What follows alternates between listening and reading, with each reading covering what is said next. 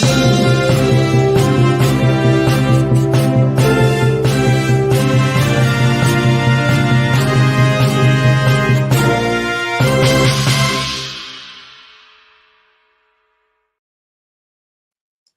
right. Good morning, good afternoon, and good evening, viewers. We are glad you're watching Afrique 24 TV. This is Afrique Political Talk Show, a show that comes on your screen every evening and gives you an opportunity to interact with what happened in our political scene. Karibu sana, karibu na tuweze kujumuika pamoja kama Wakenya tuzungumze maneno yanayotuhusu. Of course, with you is Leo Nyabaya. I'll be taking you through today's talk show. And today we have a lot lined for you.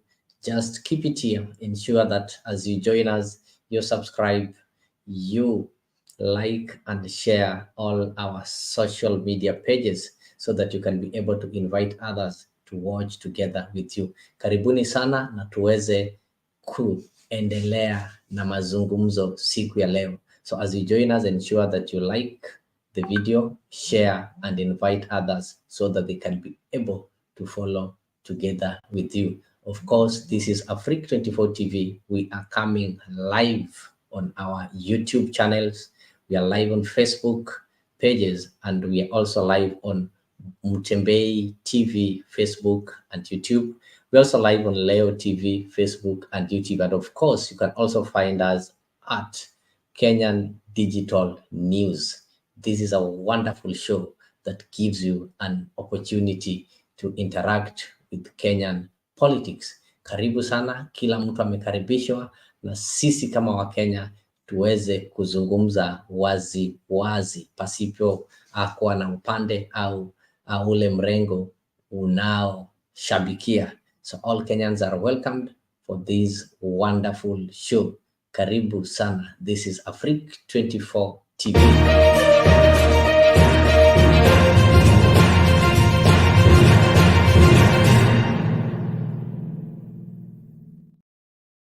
All right, and as you join us today is of course Monday, the 4th day of December. Na najua kila mtu anafurahia wakati tunapofika mwezi wa December, because December is one of the happiest month. This is the last month of the year, and this is the month that everybody gets an opportunity to share moment with the family. This is the month of happiness. This is a month of togetherness, and of course, this is a month that most people spend what they've been making through the entire year. So that one is also happening here at Afrique 24, as we are going to be giving you lots of prizes. And to those people who are subscribing to our YouTube channel and liking and following our Facebook pages at Afrique 24, you stand an opportunity to get lots of awards and just some Merry Christmas and New Year gifts are lined for you. So don't forget to subscribe,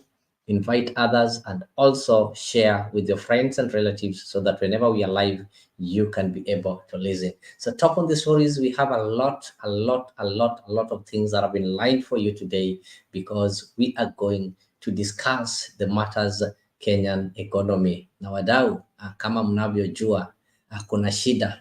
We were told that we're going to have some edible oil.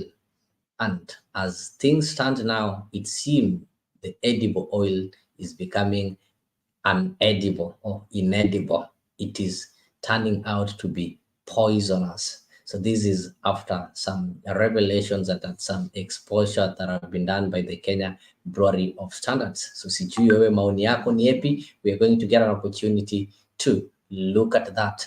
We are also going to discuss matters politics, and that is the matters of the political parties. We know what is happening in UDA. We are also having rebels in UDA. So those rebels, the ones we are seeing in Jubilee and ODM, hiyo ugonjwa ya kurebel and going against the party or the political, your party's position, imefika huko UDA. Tutaona je, wataweza kupambana aje na huu ugonjwa. Na vile vile hustlers pia hatujawacha nyuma, manake tunaenda kumulika pale Eldoret, mahali ambapo tunaambiwa kwa hustlers wanalia mambo hayaendi sawa sawa kibiashara. So karibu sana na tuweze kuzungumza pamoja. Namuona Pen Nyagaka amejiunga nasi, karibu sana Pen Nyagaka. Dan Kemboi, karibu sana. Dan Kemboi is saying that Kambas are happy Raila is fooling Kalonzo and he will be on the ballot 2027. Oh, such discussions are things that we discussed here. So Dan Kemboi, keep it here, and soon I'm going to show you how you can join me in studio so that we can be able to have this kind of conversation. That's an interesting topic that we need to look at. Kuna wale pia naona tayari wamesha like video pale. Namuona Josephine Leian, karibu sana. Edwin Kavali, tunashukuru sana. Fabian Sichenje, Jeremiah Oyugi, Ochieng Collins pamoja na Paul Wairimu, karibuni sana. Na as you join, tafadhali nimekwambia usikose kutazama kipindi hiki, na wakati unatazama tafadhali usiutazame peke yako, hakikisha kwa umekaribisha wengine na waweze kutazama kwa pamoja. I'm fine, thank you. Kerio Ewoi, karibu sana, na unaweza kutuambia kwa unajiunga nasi ukiwa upande gani wa Kenya ama upande upi wa dunia.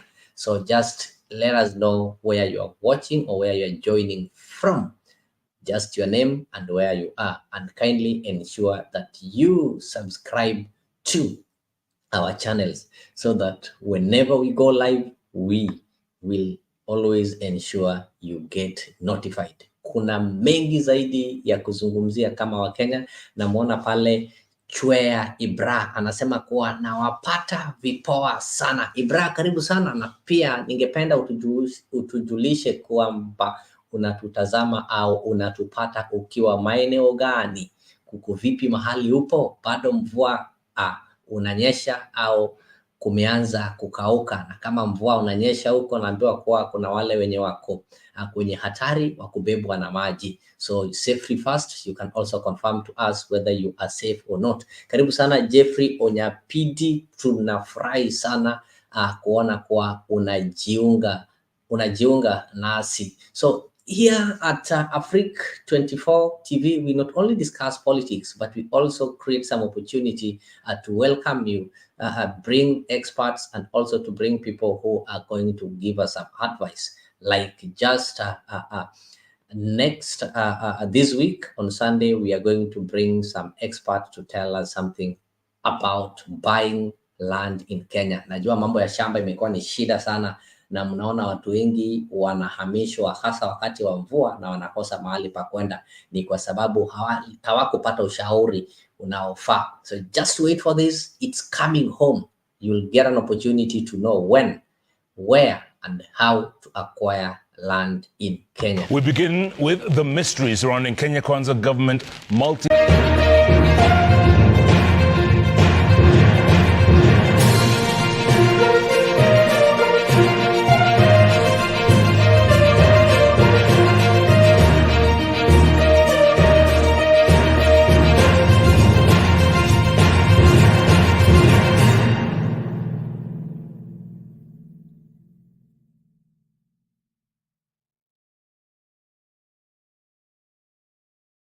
So this Sunday, I just wanted to report to you that we are going to unlock the land dilemma in Kenya. We are going to have an expert with us in studio who will take us through step by step on how to own land in Kenya. Na kabla tuanze, nimesema kwa I'm going to send a link there for those people who wish to join the studio so that they can take part in today's discussion.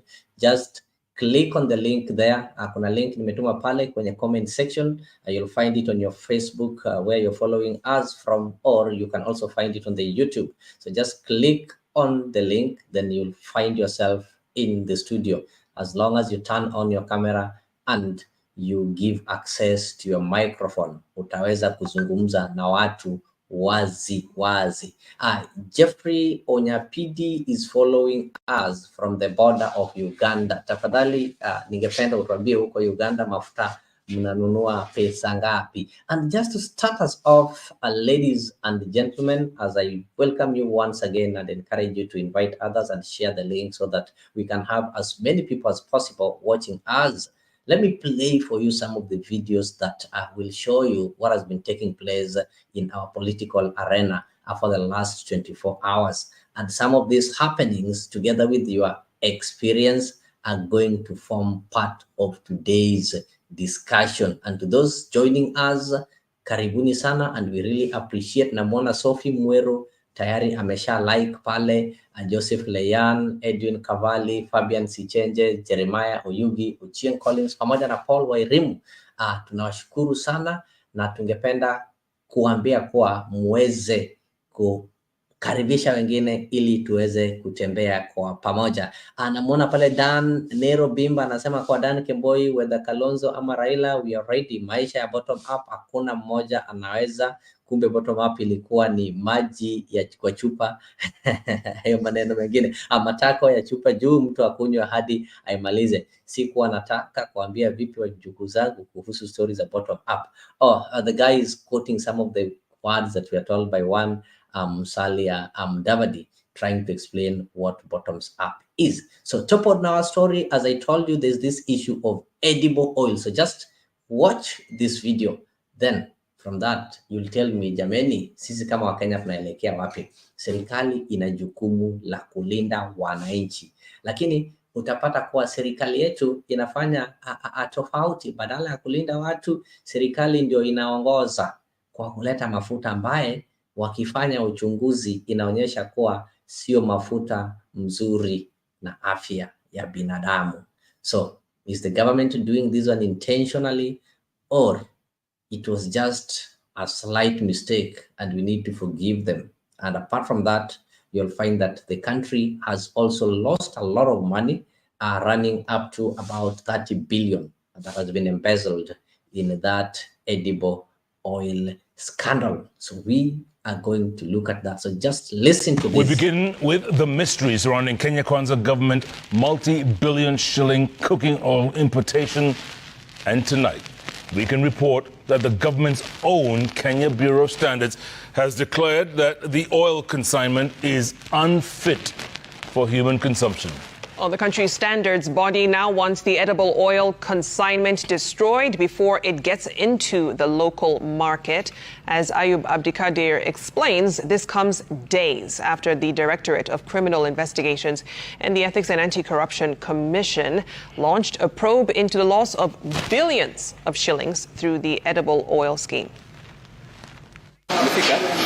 In its letter dated 5th September and addressed to the Managing Director of the Kenya National Trading Corporation, the Bureau of Standards concluded the consignments have been rejected and the importer is hereby advised to reship them back to the country of origin within 30 days from the date of this letter, failure to which they shall be destroyed at the importer's cost. The Kenya Bureau of Standards subjected consignments entry numbers 23 MBAIM 4024 73344, 23 MBAIM 40332168, and 23 MBAIM 403235943 to test against the Kenya standardization specification for fortified edible oils and fats. The results established that the consignments failed to comply in vitamin A and insoluble impurities. In its final report, the Bureau of Standards established that for fat content, the edible oils exceeded the required amount by 0.47% by mass, containing 99.97 instead of the required 99.5. For moisture and matter volatile at 105 degrees Celsius, while the required standard is 0.2, the oil subjected to test contained 0.03. The acid value of the edible oils measured, potassium hydroxide in milligrams, was 0.12, whilst the required standard is 0.6. For the amount of peroxide oxygen per kilogram of oil, while the requirement is 10, the edible oils contain 5.42. The examination by the Bureau of Standards also found that the imported oil contained 0.04 of insoluble impurities, while the required standard is 0.05. While the study by the Kenya Bureau of Standards took place in July, it's not clear, however, why all the other consignments shipped in before July were not subjected to lab tests. Why has Kebs not destroyed the oil as stated in its letter? For instance, the consignment number 23MBAIM 40274 7001 exported by the Multicommerce FZC, registered in Sharjah in the United Arab Emirates, was not subjected to tests.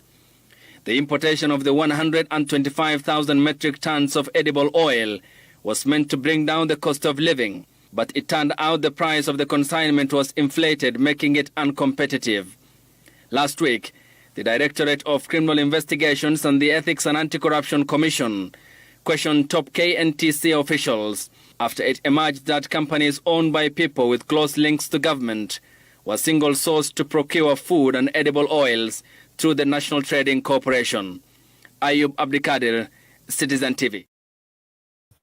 Oh, yes. Thank you, guys. I can also see Jex is also available here. So we are going to move on together. So having watched that video, guys, this is still Afrique 24 TV. We are live on your screen. You can follow us, you can watch us, you can view, and you can also share your comments directly by typing them on the comment section, either through your Facebook or your YouTube handle. And very soon we will be on X, and kwa wale wa TikTok pia hatuta waacha nyuma. Ni mambo ni kwa mpango tu, tutaweza kuwafikia hivi karibuni.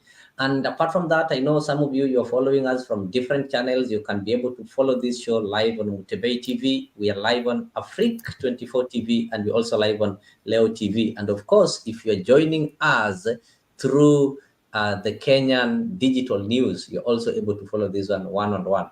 We are doing this because we want to reach a wider group of Kenyans so that nobody is left behind. What we do here is just to educate fellow Kenyans, to collect your views, and to involve each and everybody in matters of Kenyan politics, Kenyan economy, and everything Kenyan from wherever you are. So allow me maybe to take you back to what happened around June 18 concerning this issue of the edible oil that is now turning to be inedible oil.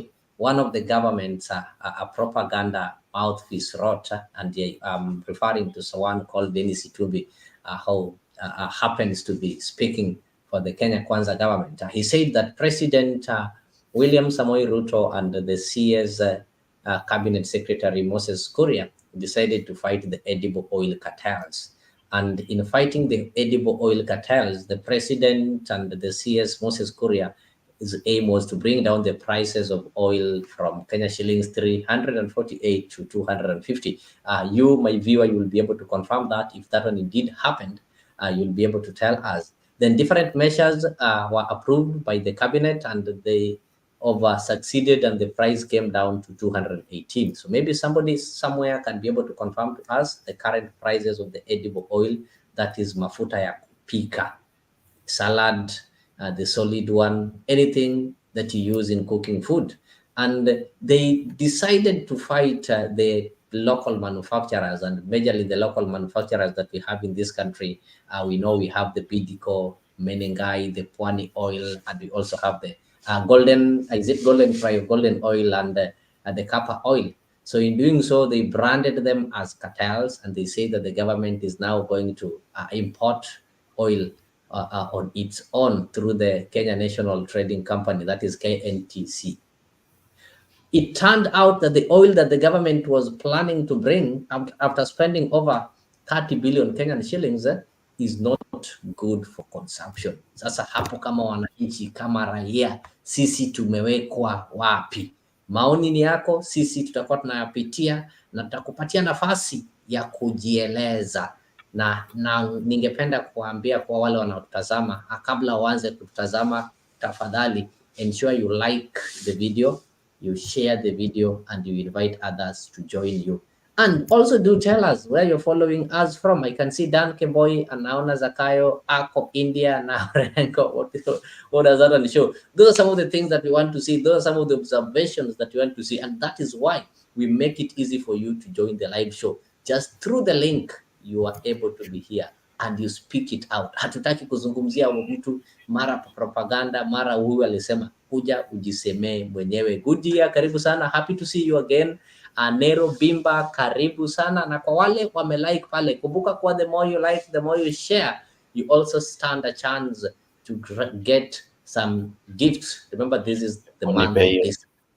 Hii ni ule mwezi wa kupeana zawadi. Huu ni ule mwezi wa kusherehekea. Sasa hatutakuacha nyuma. Humphrey Kungui wa Mwanda, Norman Boy na Patrick Lumumba na Komolo Kenya na Sophie Mwero, asanteni sana kwa kuweka tick pale. Sasa jukumu kisha mmekaribisha watu wengine pia waweke tick. Kabla pengine niweze kuendelea kidogo, wacha nimkaribishe Jex aweze kutuambia ameshinda vipi jioni ya leo, kama ako salama, na pengine atuelezee kama mvua inavuta watu huko ama hakuna. Bwana Jex, habari ya jioni? Salama sana. I hope you can hear me. I can hear you loud and clear. Karibu sana. People have really missed this show and I can see the noise over there. People are really waiting to hear from them. We have been having some teething issues. Also waiting to hear from them. We have been having some teething issues here and there. We have been having some beautiful challenges, I would like to call them so, but we are almost out of the woods. We just need a day or two and we'll be actually extremely good. To our viewers, thank you so much, one, for your patience with us, and above all for supporting Africa 24 and for always staying tuned even when we broadcast. Asanteni sana. We never take it for granted. You guys are just but amazing. You are a fantastic lot, and asante sana. This is Africa 24, of course. With me and with you is Leo and Randall. Asanteni sana. Guys, you are just but an amazing team. I'm always proud to work with all of you and to be watched by all of you. Asanteni sana. I've missed you as well. I've really missed being on the show fully. And but I think after tomorrow or the day after, we should be good to air every day, both our evening and our morning show. So we small challenges ambazo wazikosi, you know. But now we are very good. We are almost there. We plan to really do this in the best way possible. That's why we are doing all that we can to make sure that you enjoy our programming here at Afrique. And also to our viewers, I have good news for you. For those of us who have already followed us on TikTok, yesterday we had a show, and very soon it will also be airing concurrently with this one. So TikTok tumeanza. So we are growing, we are doing well, and thank you so much for following us on Afrique. We already hit the 1,000 subscribers needed, and we are so grateful. Asanteni sana. As well, those who are following us on YouTube, asante sana. Follow us, like the page, and as I've always told you, here at Afrique, you stand a chance of winning great and grand prizes only if you subscribe and like our videos, and kindly be watching every content that we post to you. For you to know the show, for you to know that we are on the show, kindly subscribe to Afrique 24. Probably we might not be in other channels, but here on Afrique we will definitely be live. So subscribe to Afrique 24 and you will definitely get notifications whenever we are on. Good to see you, my brother Randall. Good to see you, Leo. Hope you guys are well.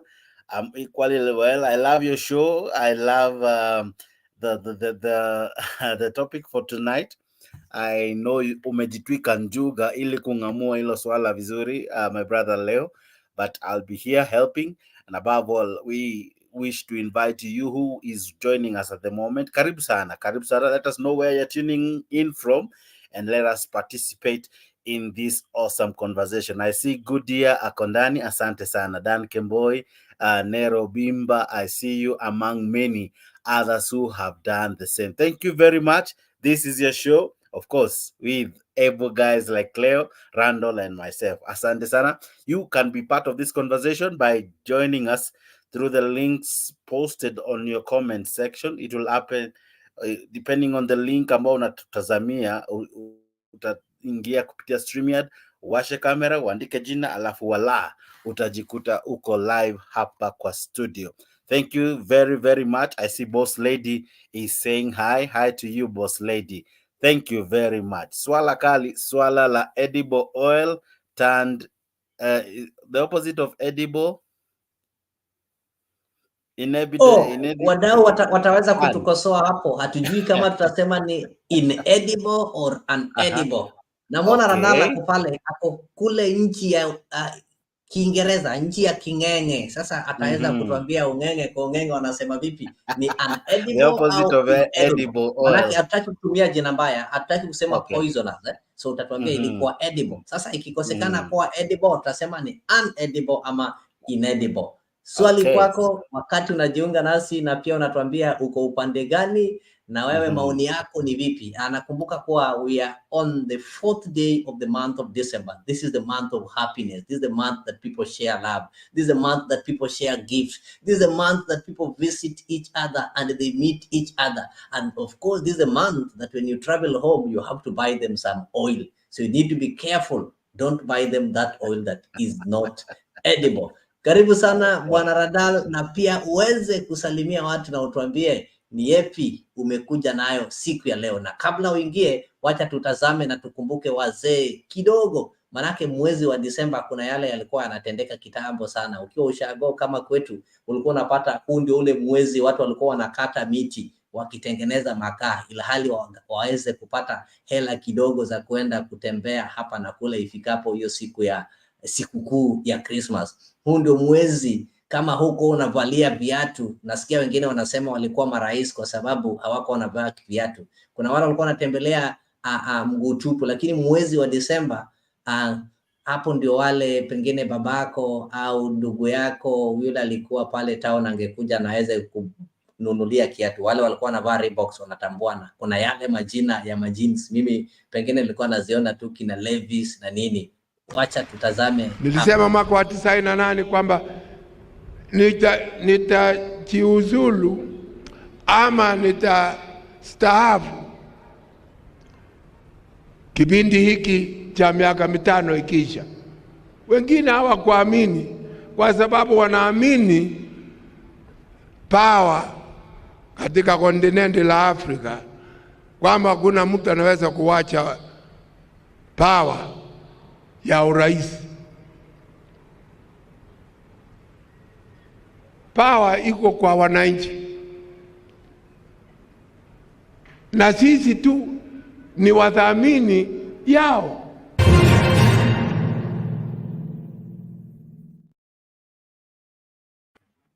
Jinsi alivyosema hayati mzee Daniel Moi, power iko kwa wananchi. Ndiposa hata sisi hapa Africa 24 tunasema power iko kwa wananchi. Sisi tunakupatia tu platform uweze kujieleza. Maoni ni yako, yawe mabaya mazuri ni yako. Hakuna yule mtu atakuzuia kuzungumza waziwazi, manake we are in a free world. Karibu Randal. Asante sana leo, Jakes, my old time friends. Niwasalimia wote mko Kenya. Those are on the comment section. Wale kwa nyumbani wana watch. Niwasalimia wote. And yeah, na wale wa kawaida watu wa familia ya Africa 24. When it comes to edible, the opposite is unedible. So you asked the questions plus you answered it yourself. Hapa naweza sema ni baridi sana. It's very cold. It's very cold over here. Hiyo mwezi ya winter tunaingia. Mwezi ya December mpaka February na January na February. So at the moment watu wako ndani, kienda nje ni makoti na mascarf, magloves, maboots, socks navaa kama 2 na bado nasikia baridi. So tuko hivyo tu, lakini wasalamia wote, asante sana kuniingiza. When I came on this platform, I saw something about 20% of Zambia trees being given away, and I put the link. Lakini I did not know it was Kenya Kwanza evil plan to expose KEBS. I don't know much about that. So maybe yeah, I logged onto the platform about some other information. I thought today you're focusing on Zambia and the trees. I thought you had something about that. So yeah. But anyway, how are you, Jakes, and how are you, Leo? Can you hear me loud and clear? That's good. I'm asking you, Jakes, how are you doing? I'm good, my brother. How are you? I'm good, just cold. Mm. I believe you're very hot over there. If you can show me some weather, you can send me some weather here. I'll be very happy. Yeah, I'll sure do. We are talking on the expose that happened. Of course, Leo had the opportunity to play a clip. Of course, explaining more on how oil that was meant to help Kenyans, especially in lowering the cost of living. Because you remember some months back, the government allowed importation of duty-free sugar, oil, blah blah blah, so as to allow it into our country, and that in turn will help reduce the cost of these products. Now, this being a project of William Ruto, um, it was meant to, you remember back then they were saying we don't have enough oil, or rather the prices of oil was too high, sugar prices were too high, fuel prices, among many other things. So what the government decided to do, I think it was in January thereabout, is to allow duty-free commodities like sugar, um, cooking oil, rice, maize. That, according to them, then was to help reduce the cost of living. You remember when we were saying that Zambia can help us, import, they will import maize to our country. You remember they were saying that we can now farm in their land. You remember those days, eh? Now, during that time, the CS for Trade, right? None other than Moses Kuria, allowed importation of the same. Now, this topic was well covered on the Standard on Saturday, and that's why we have that on the screen, where it spoke of the hit and misses of Ruto's pet projects. This was one of them. This is a project where oil came into our country. Unfortunately, the one that now has been termed, did you say inedible, unedible? Is that the correct word? Unedible is the second consignment. The first consignment has already been distributed. So Kenyans have already consumed. Kenyans have already enjoyed, or rather used oil, the first shipment of the oil. Now, this the one that has been classified as not fit for human consumption is the second bunch. Now, the question is, was the first one okay? Who certified it? Did Kebs do the due diligence? Was everything up to book? Why is this second shipment having issues? And up to what stage did Kebs come in? Did it go inspect the oil at the importation stage, at the landing stage in our ports and all? When did Kebs do their job? Because I think it ought to have done this before it's even transported to our country or shipped to our country. Now, I don't know what you think about that, Randall. Is it a failure on the government not to do its proper duties? Because how do you bring food, right? Because oil is classified as food. How do you bring food that it's not fit for human consumption? And then again, if you go back in history, you realize that few months ago sugar went missing. You remember? Few months ago, sugar that was burnt, not unclassified, not fit for human consumption, at around, I think that was back in 2018, was banned in our country, right? And after Ruto came into power, there was that scandal where sugar went missing from the warehouse. Of course, there was all those hyped drama of people being fired and all, but we really didn't see the government footing on one locating the sugar, or if we eventually even consumed it as Wananchi. Now here is another scandal again, where oil that has been classified as Free. unfit for human consumption is in our stores. How sure are we that one, it will be destroyed? That two, it will not land into scrupulous dealers who will eventually steal it and sell to us?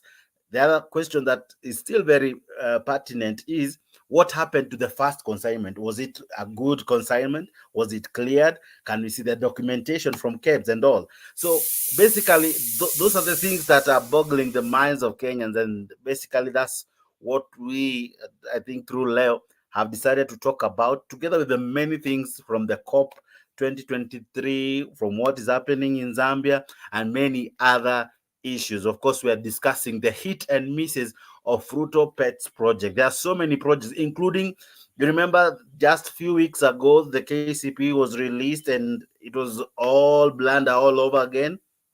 So why is it that Ruto seems not to get anything right? There's nothing that is doing is hitting the right places. Everything seems to be going haywire. Everything seems to be, not really going out well with the public. So basically, that's what we are discussing. I hope now you're up to speed, Bwana Randall, and we can now participate. But thank you so much, Charity. Somali Charity Organization, I see you. Mnasema mko ndani. Boss Lady, uko ndani. Asante sana. Leo TV, I see you. Good year and many following us. Asante pia kwa wale ambao wana like hii video. Can I read some, Mr. Leo? I see Joseph Leyan ame like hii video. Thank you very much. I see Zadok Owinyi ame like hii video. Thank you very, very much. Leo TV, thank you for liking the video. I see Silver Shine Cleaners. Asanteni sana kwa kulike hii video. Humphrey wa Mwada, asante sana. Norman Boy, asante kwa kulike hii video. Ochieng Collins, I see you, my brother. Thank you for liking the video. Paul Wairimo, I see you. Jeremiah Oyugi, and many, many liking and subscribing to Afric 24. Randall, if I can take it back to Leo, but let me ask you, what do you make of these scandals that keep on happening in Kenya Kwanza's regime? Not forgetting the oil, not just the edible oil, even the fuel oil or the fuel saga that I think it's still very hot. The Angeri 17 billion oil, yeah? So what do you make of these projects, misses and hits of Ruto's government?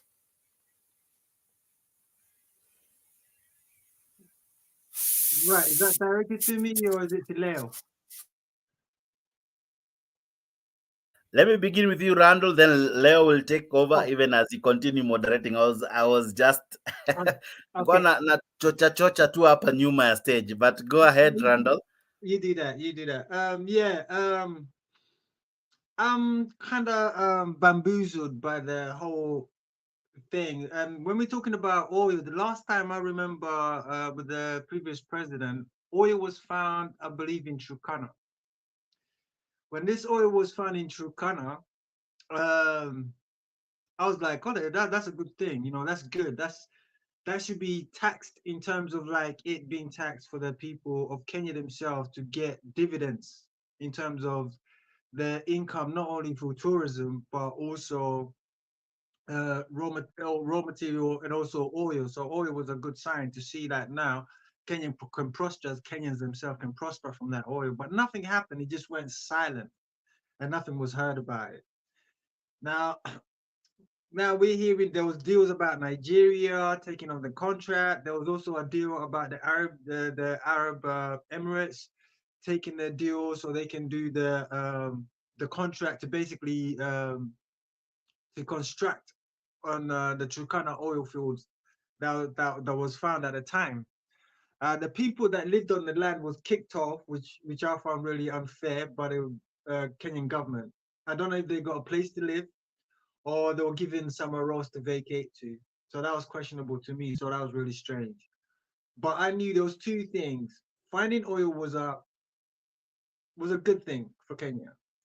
But the second thing, oil comes with a lot of aggression and a lot of greed. So we're talking money, politician, corruption, violence, as we have seen in Middle East. There's been so much violence. We've seen the same thing happen in Nigeria, which is like one of the top 10 providers of oil. within the continent of Africa. Worldwide is like one of the top providers of oil. So it should be the closest to Middle East when it comes to like being most prosperous.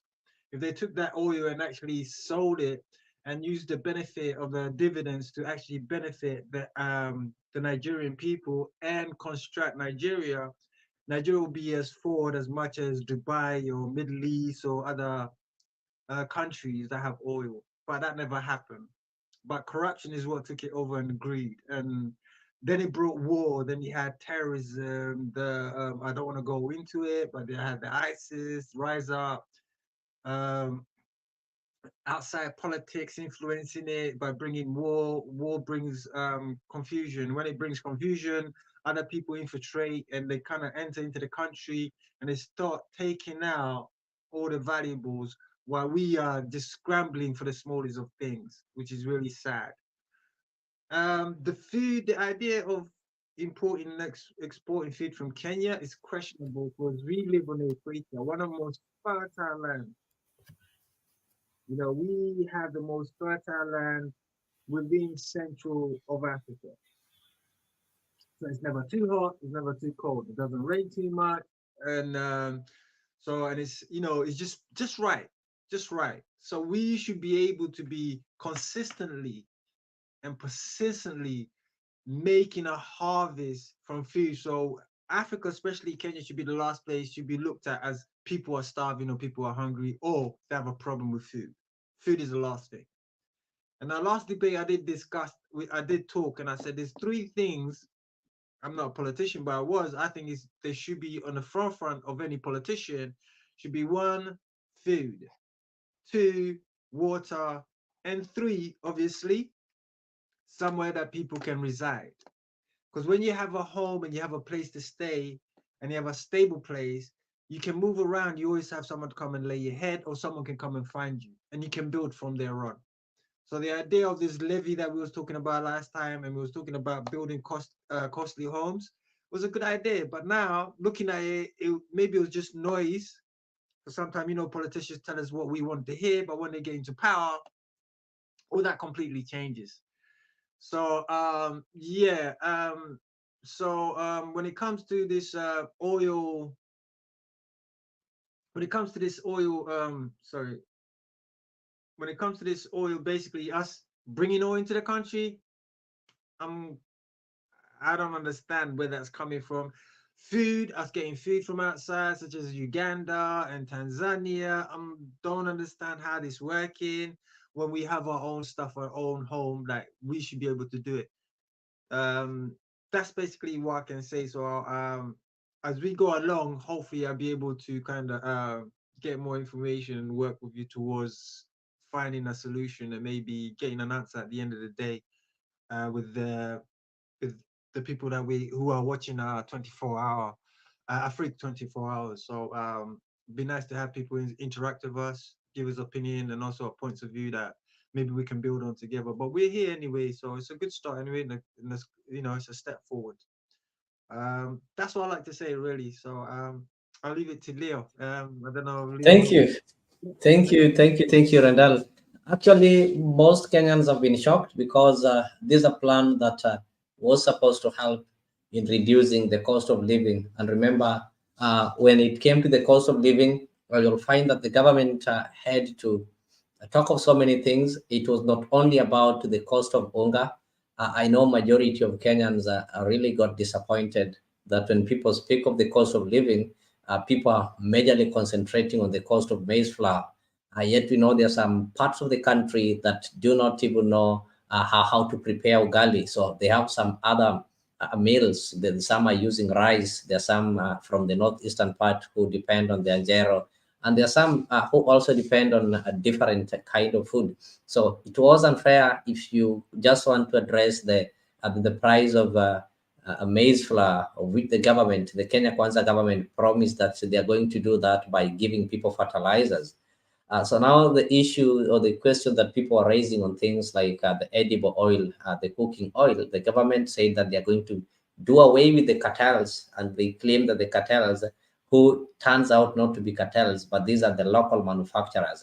Ever since I was born, I've been privy to these companies like Bidco. We've been hearing of Bidco oil, we've been hearing of Kappa oil, and this Pwani oil, these other companies. So they are companies that have lived with us, they've employed us. So the government decided that they're going to import some duty-free. So duty-free, in that it means that the government itself lost a lot of revenue because this oil was brought, no taxes were paid, at the expense of denying the local manufacturers an opportunity. And had the local manufacturers brought this oil, you'll find that they would have been subjected to some duty that would have earned us some revenue.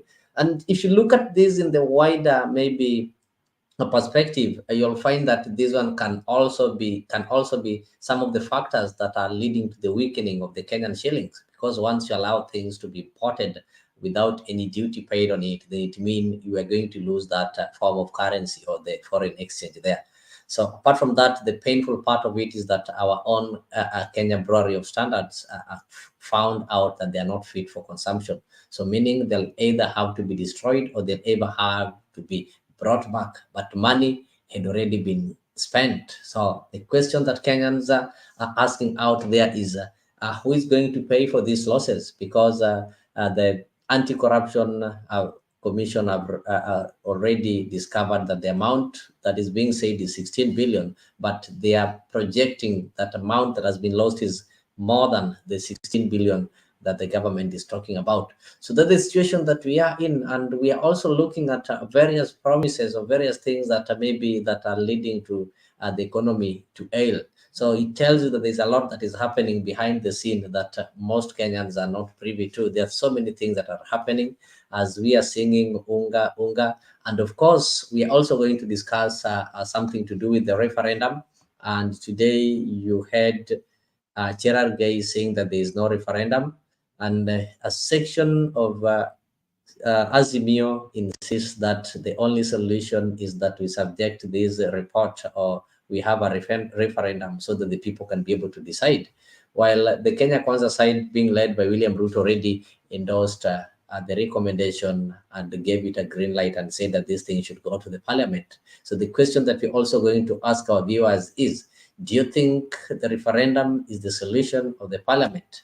In other words, you'll find that the Azimio side, it seems they've lost hope in parliament. They no longer trust the parliament. And the question that maybe our viewers are also going to help us understand, how is Azimio not trusting parliament, yet they also have members in the said parliament? So those are among the things that we're going to discuss today. The issue of referendum, is there going to be referendum? Is it a genuine referendum, or it is just a referendum that is going to be used to measure some political strengths or people to try and see measure their popularity? We know very well how referendums have been used in this country and how they've shaped the incoming elections. That is starting with what happened in 2005, 2010, and so on and so forth until 2022, when William Ruto and his group vehemently opposed referendum, knowing very well it was a test to go and test their popularity and shape the 2022 elections. And of course, we will also not end our debate without looking at what is happening in Uasin Gishu. There have been a lot of news coming from Eldoret. Number one, there is this Eldoret Rescue Center. We are going to see there are so many complaints of people being humiliated there physically. And these are people who are supposed to be undergoing through rehabilitation, but some of them are even being defiled with some allegations of even sexual defilement.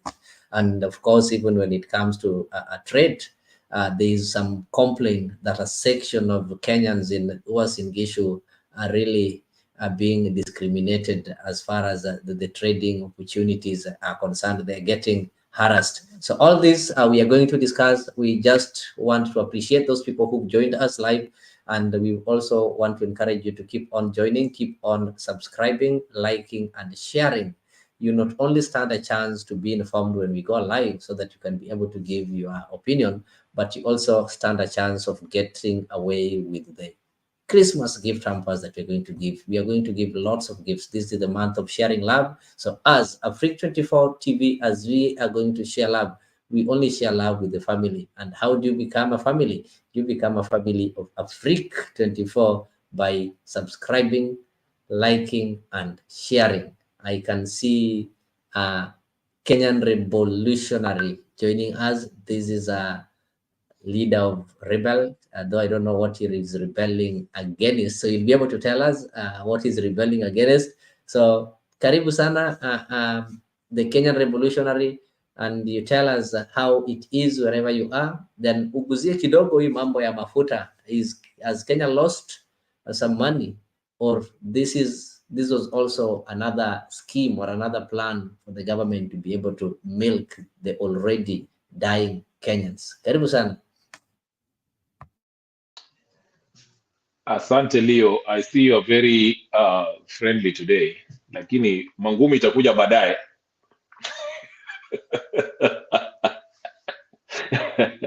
Can you hear me, by the way? Can you hear me? Okay. Anyway, regarding this edible oil, these are side shows. Jakes, if you remember, almost a year ago, I used to come here and tell you that Ruto is a colonial puppet. I used to tell you that for you to get to IMF, sign up in this loan, you saw him, he went to, is it Dubai or somewhere, and he secured, I don't know, 1 point something billion on carbon credit nonsense. And carbon credit stuff is a sham. In fact, I'll make a video of it. It's a sham. It's it's a way of controlling governments. You give up your sovereignty. Now you see we'll have to give up amount of land that will be used for carbon credits nonsense, but really they will be doing their own thing. I had a book, listen, you know, I know your channel is giving people things for free. I'll give out this book to anyone for free if you subscribe to my channel. For free, read it. The New Confession of an Economic Hitman. This is a man whose name is John Perkins. He used to work for CIA, and he worked for World Bank and IMF, and describes how they used to control nations, especially these emerging economies, whether it's Africa or South America. And he describes very well how they used to control these parastatals that you hear, that privatization law that has been going on in Kenya. You know, this is coming from IMF. They take over your economy. And when I used to say that, people would come and say, you're a conspiracy theorist. Talk up on easy conspiracies. Now you're seeing what's happening. And Ruto has no power. I told you, Ruto is a puppet, just like Uhuru Kenyatta. And what's his name before him? Kibaki. And Moi. Moi was illiterate, didn't even know what was happening. Yeah? And what's his name? Jomo. Jomo was actually an agent for the British intelligence. That man never did one day in Sijui Wapi Kapenguria that you used to hear. He was ambushed in London. But anyway, what I'm trying to say is this in summation. We are now seeing, and Kenyans, their eyes are being opened, seeing how these international powers are actually taking over our government. The seeds, you heard about the seeds. Bill Gates, you know Bill Gates will be hanged. But anyway, I just want to say this. You see how these international corporations, and these corporations, they actually are the ones who they work hand in hand with the World Bank and IMF, because those are the guys who decide which companies should operate where, which country, and which facet of your economy that they should control. Okay, that's why you see we are struggling with this thing of feeds, and we're struggling with this issue of what do you call it? Anyway, I'm all over. Another issue also that we're not addressing. I mentioned the other day that there are 28 foreign corporations that are in Kenya, operating in Kenya, paying zero taxes. Why? Because we have economic free zones. The economic free zones is part of this deal. I say these things, but a year later, you guys will come here and say, why are these companies are not working? I told you about Ruto and the IMF. So all this oil thing about this oil edible nonsense, whatever, hiyo ni pesa ndogo ambayo wakina Moses Kuria wanakula hapa na pale. Because even in this book, he mentions that they give you money.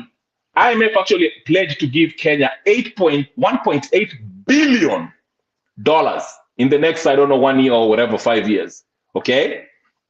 And this money, they know that Ruto will be spending most of it. It hasn't been approved by the parliament, by the way, because our constitution says any money that we borrow, it should be only for development, and it should be approved by the parliament. But none of it have been approved for parliament. That's why it's illegal, and that's why when Wakina Okiya Mtata was saying let's edit this money that we owe inaitwaje, the debt that we have, Wakina Kimani Ichung'wah, who have been waxing lyrical about sijui ile pesa wakina Uhuru wanakula, said no, we should not do this. Why? Because they're puppets. So in short, I'm telling you this: there's a bigger power that's controlling our leaders. Stop looking at Raila for nini. Raila, ukiona hiyo tumbo yake, he cares about himself. Anataka nini hata yeye pia apate carpet, apate. Raila is an old man. You know, if you work with old men, you'll realize that old men want to feel young. They want to feel busy. They want to be busy running around doing nothing, okay? And I'm glad Martha Karua is speaking out against the Neo, even though she's corrupt. She's also hopeless. She's speaking up against the NADCO. I know I'm all over, but let me summarize by saying this. Hii mambo ya edible oil is just a sideshow. Hizi mambo ya oil sijui by Njeri is a sideshow.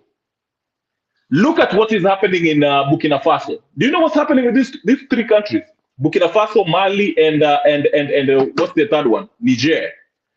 They are going to create their own bank. You know, they're doing something that will liberate the whole of Africa. Okay? Go. In fact, I will read it to you next, Nino, so I can get the right information. They want to have their own currency, something that got Gaddafi killed. Okay, number one, they secured. The thing they did, they kicked out IMF, they kicked out World Bank, they kicked out the US, they kicked out the French, and now they want to secure their currency, and they want to back it with gold, and they want to have their own version of their financial institution where they regulate their money. If you're pinging your money against the dollar is useless, it's worthless. It's not backed by anything. But most of us don't know. The Federal Reserve is not an American bank. It's an international bank. Even the Americans don't know. But these are the things that we should know. But anyway, let's look at these three countries: Niger, Burkina Faso, and Mali. They are doing something that will liberate Africa. Look at the news. So I know I've been summarizing. African, when you say summarizing, the manisha tutaenda sentence kumi. But all in all, I'm saying this. What can we do as wananchi? We are talking here. Let's start holding these people accountable. We have the constitution. Wanataka kuchange constitution. Why? And why they can't even implement the current constitution. Let's hold them accountable. These Azimio, Kenya Kwanza, nonsense tunajiita sijui together. Let's stop this nonsense. Call your local MP. If he's not advancing our interest, tumtoe kwa kiti. Okay? That's how you get them. And let them follow the law. Wale watu walikula pesa in the previous government, in the current government, in the previous government, hang them to death. Without that, tutacheza mchezo tunajiita tugege Kenya Kwanza sijui nini and all these kind of side shows. But anyway, that's my first submission. I'll let everybody else talk. Thank you.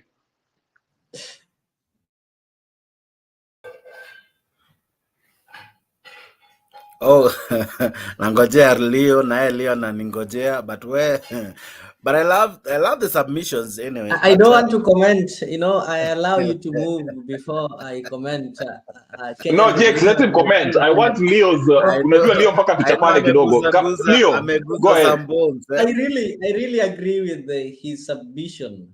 The only thing is that he doesn't believe in anybody. He doesn't believe in any solution. He doesn't believe in anything.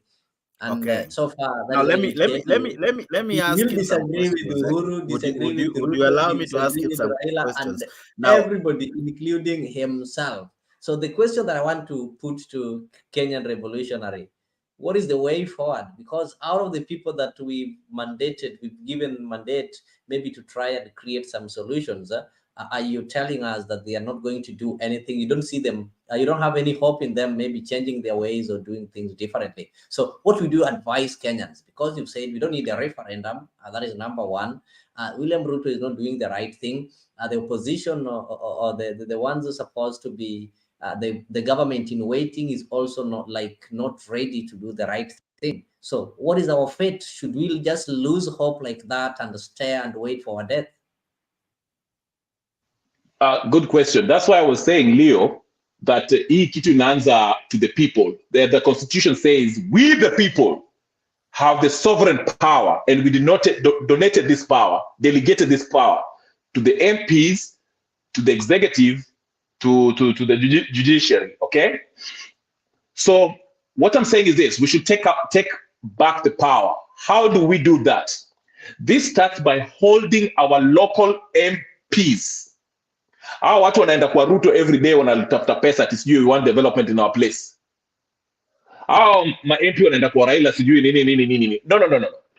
We as the people, and unfortunately is that most of us, we the people who have that power, sovereign power, we are ignorant. We don't know that we have this power. That's why I bring you back to the debate I was having with Mato the other day.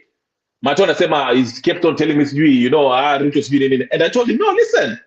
Stop complaining about this mambo ya sijui flooding. What did your governor do? He has money. He should be having to help in case of any emergency.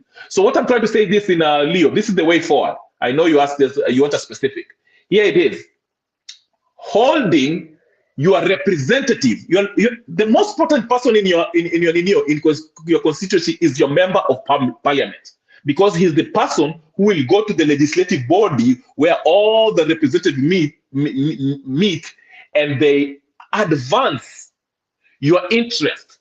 If you're from Kamagambo East, Tarakaniti, or Kajiado, whatever the case is, your MP, what do the people of Kajiado want? I like what Wamuchomba did. That's why I keep on giving this example. When the finance bill was being passed, and she was UDA, she went to a constituency, akawauliza, mnaonaje hii kitu?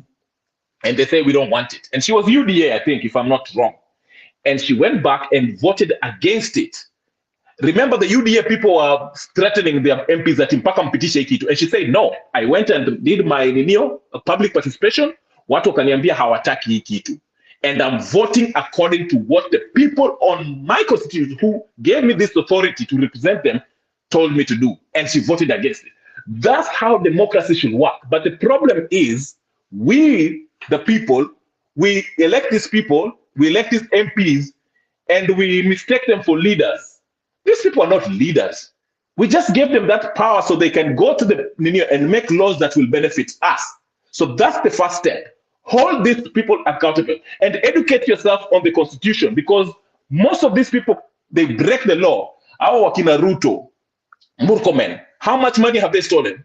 Look at Uhuru Kenyatta government, Kibaki government. They've gotten away with billions and trillions, but they're not held accountable. The constitution is very clear, 225, Article 225(9). Mtu ambaye misappropriate pesa anafaa kulipa in his capacity as an individual. Si ati sisi tutalipa hiyo pesa. Kama aliba hiyo 20 billion, alipe. But we are not doing that. Nobody is outraged. Hao watu wanakuja wanatuambia ati wanatufinyilia, sisi watu wa Embu tunafinyiliwa. Na mnapiga makofi.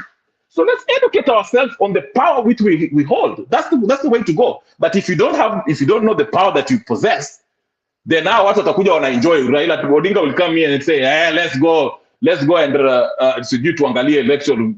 Election ilishaisha. Yeah. So that's what I'm saying. Learn about the constitution, the power that you have by learning the laws that you have and the power that you possess. Then hold your representatives responsible. Am I clear?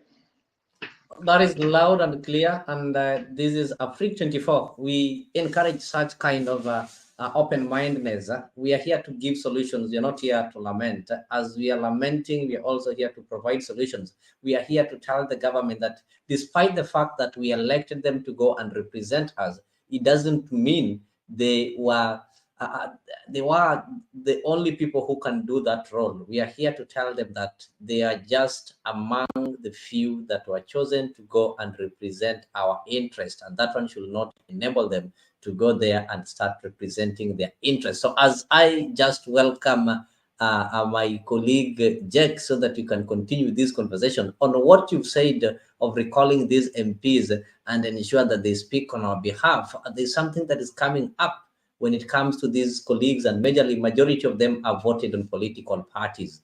And you know, when they are voted on political parties, each and every political party do have interest that is at the party level, and they do have what is called the party stand. And that is why when you go to parliament, we have the majority whip and the minority whip.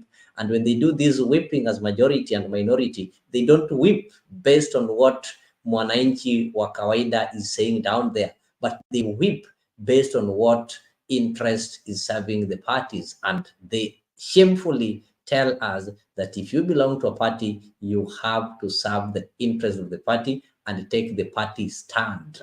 So does it mean that we need to start by telling our people to join these parties and speak their minds and own these parties? Because when they reach parliament, it is the party's interest. I just want to play for you this video. It happened in ODM, in Azimio. It started with Jubilee, and we had some rebels. We had it in ODM, and now it has moved to Kenya Kwanza. That is Jubilee. ODM is a criminal organization. The same approach done by ODM is the same approach that is being done by UDA. So that one tells you all these political parties are the same. So where is our take as citizens? So as I welcome Jax, let us listen to this a minute. I agree with the Secretary General. It's been a bit concerning when we see our members taking to the podiums and actually going against party positions. You know, when I was fired myself by the then President Uhuru Kenyatta from being the chief whip of the Senate, deep in my heart, I knew he was right. Do you know why I knew he was right? There is no way I could have been his whip as the whip of the party, the government party. And I truly, in my heart, disagreed with the positions he had taken. So the right thing to do is either resign or be fired, right? So even here, you cannot be a UDA or Kenya Kwanza party member, positions maybe elected, nominated, or whatever, and then take the podium and go against the party leader or the party positions. That is unacceptable. So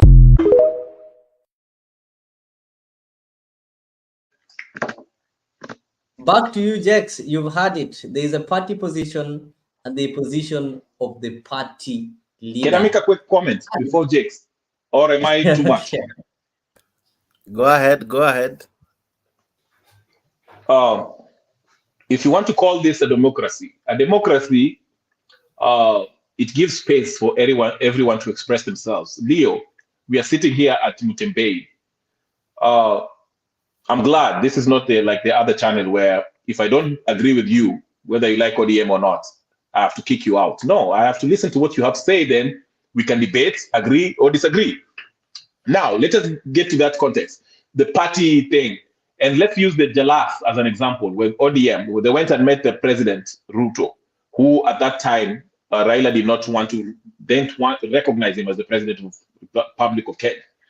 So, according to Raila, that was a violation. He wasn't adhering to the party, party constitution, whatever the case is, the party's stance, okay? Now, the constitution, the law, political parties act, and even these parties, they have a constitution, whether if somebody violates one of the policies or rules of law of the party, there's a hierarchy in which this can be taken care of. And if there's a disagreement, if they want to kick him out and the member feels that, because the disputation between Jalas and ODM was saying that Jalas and the rest who went and met the president, they were deemed to have left the party because they went to meet the president without the approval of the party hierarchical order, okay? And they defended themselves through Nelson Harvey, who actually posted it yesterday or the day before yesterday. And it was ruled to be null and void because just because you disagree with your party leader does not mean that you actually have left the party. You can disagree on any issue, just like Wamuchomba. I gave you the example. She agreed. She was at odds with the party stance. Remember, UDA was whipping their MPs to vote for this finance bill, and she went to her constituency, as it is required by the Constitution, had a public participation as it is required in Article 118, and she came back and said, "My people don't want this finance bill," and she was at odds with Ruto and the party organs. They did not take her to the courts because they understood that she followed the rules, even though she disagreed with the party leadership and the whip, the party leadership. So it was not even a matter that was worth taking to the courts. But Azimio, on the other side, which is a dictatorship led by Raila Odinga, they tried to intimidate their MPs because they simply went and met the President Ruto. And they wasted time going to the courts, and they won. The last one is still ODM. So what I'm saying is this, in short: Kihika is a lobotomized parrot. She doesn't know what she's talking about. She's there just because of whatever. But anyway, what I'm trying to say is this: disagreement within party members and the party hierarchy does not constitute one being against the party. I can be an ODM member but not agree on some issues that ODM advocates. Anyway, that's it. Sorry, I'm taking too long. I'm kind of talking too much. Okay, allow me to ask you, Mr. Leo, do you agree with Kenya Rebel, where he says that Azimio probably is not fully performing its duties and all, and that's why he's bringing out all this? I don't know if you have heard from the news today that Azimio has taken the government to court, of course, suing it for the issues of privatization of public utilities and facilities and everything else. Now, and of course, the High Court, through Justice Majanja, has issued a stay order, or rather has stopped the privatization of the same. Now, when you read this High Court ruling at the moment, this is ODM as a participant. Now, when you listen to Raila Odinga the other day, he said that he does not trust Parliament for several reasons. That even before a debate takes place, the best thing they do, especially Kenya Kwanza-led faction, they say, put the question, basically saying there's no much debate happening in Parliament. So even if what Kenya Rebel is bringing out was to be tabled in Parliament, Kenya Kwanza will still carry the day. They will not allow any debate. They will harass the speaker and ask the speaker put the question. They would boo the minority side. So by the end of the day, Azimio, I think they have now chosen to be going to the courts to do what they have now chosen to be doing. You see, you've seen from that court order what the chief justice, the magistrate or the High Court judge was able to come up with. Is it, my questions now, is it the new way of Azimio doing their thing? And is it one way you may say that Azimio is trying despite the failed Parliament? Okay, what I'll say is this: I can't say that Azimio have failed to perform their duties, but I'll say that the Parliament in general has failed Kenyans. Because when you go to Parliament, we have members that are from different coalitions and different political parties. And the main role of Parliament is to oversight the executive. So I was so surprised today. I listened to Gerard Gay, and he was saying that let the Azimio do their role of oversight. And I asked myself, is he speaking as a governor, or is he speaking as a president, or is he speaking as a magistrate?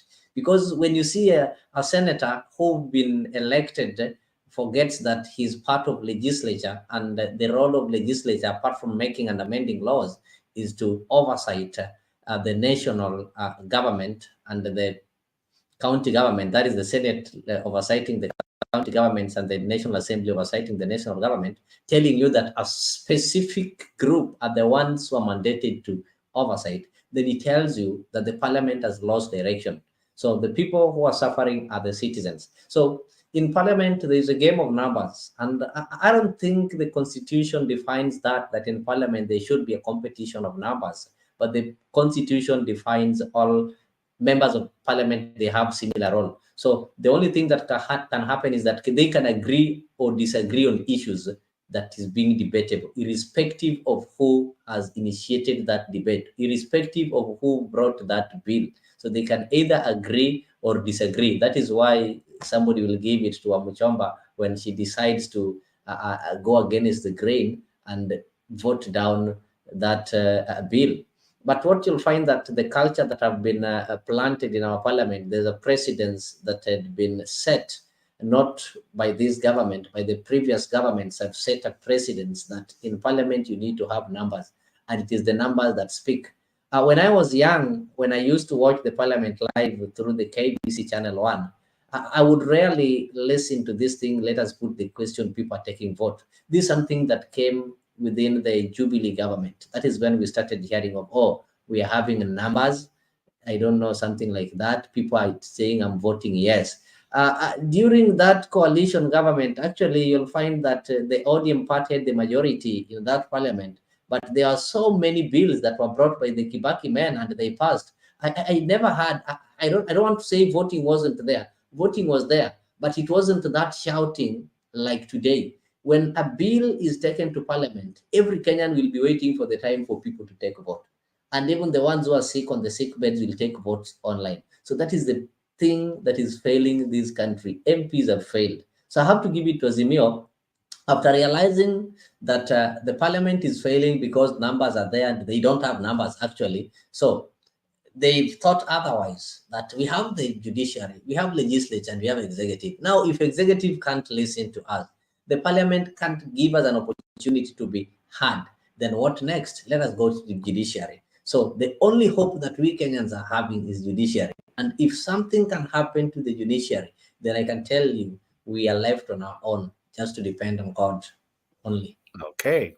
Now, if I may ask you a question, Bwana Randall, Azimio seems to be going to court right now to challenge some of the things they don't agree with from this regime.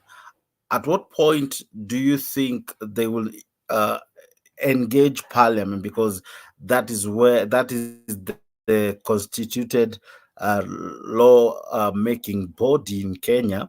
At what point will they use Parliament? Because I think if as well because they equally have some numbers, if they can marshal up their numbers to fight the government, to fight some laws, some changes, some decrees from the president, when do you think Azimio, or how do you wish Azimio to go about it, especially using Parliament? Because the court can only give a stay order. The court can only give some rulings, can of course give some execution. But if the government is really up to it to push some of these things through the thorax, it will just do it, So how can we come out, as Azimio, as Kenya Kwanza, through Parliament, to make sure that there are laws either passed or being proposed in Parliament that will, of course, see to it that this government does not misbehave. We don't end up losing parastatals and organization to scrupulous and corrupt people who have the wherewithal to buy these institutions or these buildings or these parastatals and all. How will Mwananchi be protected from government and its excesses? Jake, thanks for asking me that. Since this show started with the four of us, Yeah, there's four of us. And Kenya Rebel just entered just now. Find it hilarious, the sarcastic comment from Leo saying there was no ways rebelling against. Hilarious. But as well, I would say myself that ignorance is bliss. You know, thanks for those that are. Some of us can't help being ignorant. We just can't do it. It's not in our nature. So, but we agree with Rebel, Kenya Rebel, and saying that I have lost faith, and I think I've lost faith long time ago with not only Kenya but Africa as a country. With Africa as a continent. And not only talking about Kenya Kwanza, the UDA and Ruto's government and this government. I'm like, you know what? I don't know about Ruto's government, but I do know it's the people's government. Full stop. The constitution needs to be followed, but nobody cares about that. The corruption is rampant and in front of your face, and the lies are this perpetuate, continuously just telling us the same lie. And it gets to a point, even the Bible says God does not listen to nonsense. So you kind of get to a point, you know, nonsense is nonsense. I'm just going to keep on moving and find something more productive to work with. So my reply is that Kenyan Kwanza, Raila, any government or any organization that's in Kenya right now, trying to sow Kenya out. I think Kenya is so deep, is so much that I don't even know where you're going to start, where to start, when to finish.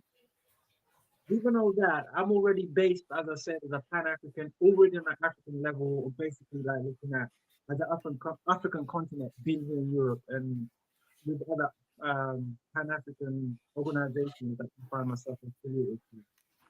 That it's just been, as Kenya Rebel just said, that a lot of people that we have are puppets. They're puppets.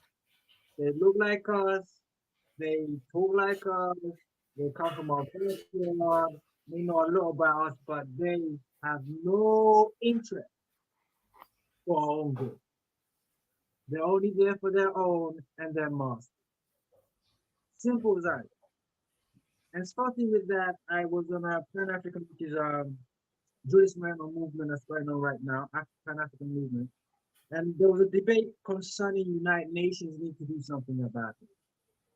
And for me, the United Nations, I mean African Union. And I said to them, you know, not being funny, if Africa has a situation and we have to look at the African Union to sort out situations and our problem out, that's a waste of time.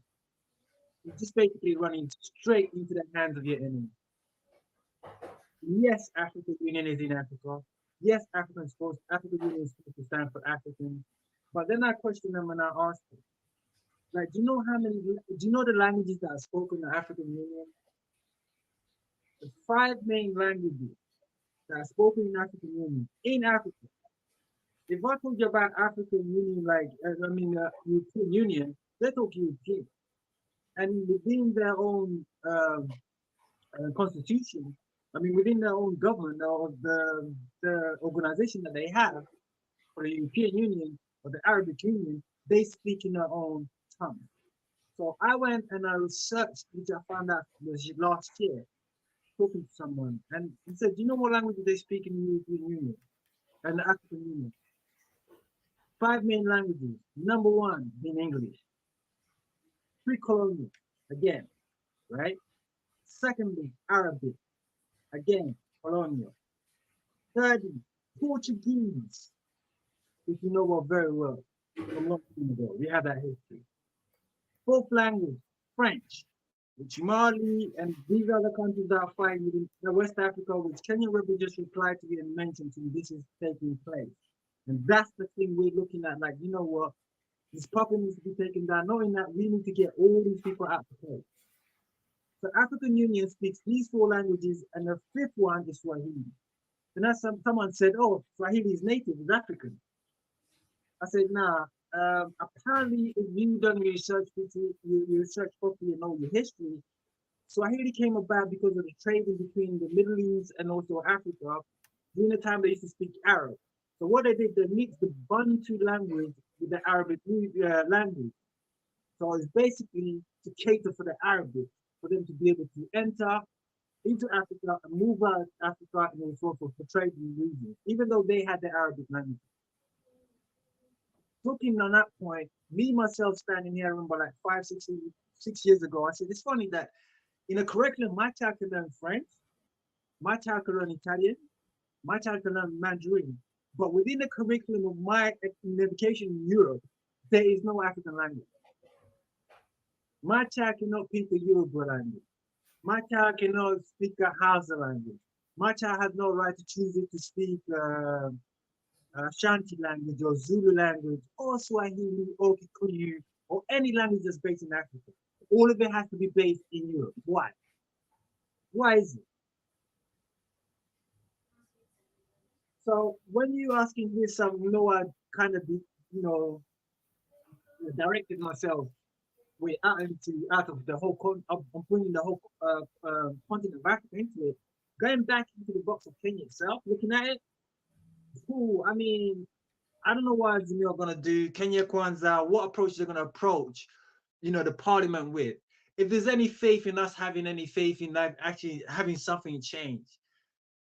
For 5 years to the next, I don't know, 10 years, looking at it right now, I don't know where we're headed.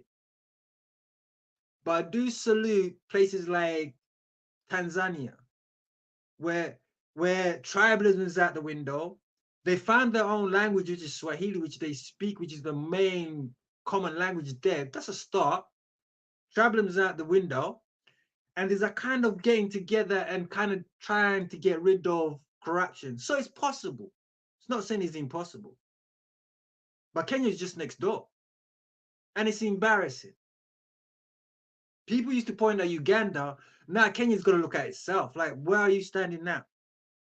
And again, if we voted this person and we put this person in position as Kenyan government, as Kenyan citizens, we have the right to remove him.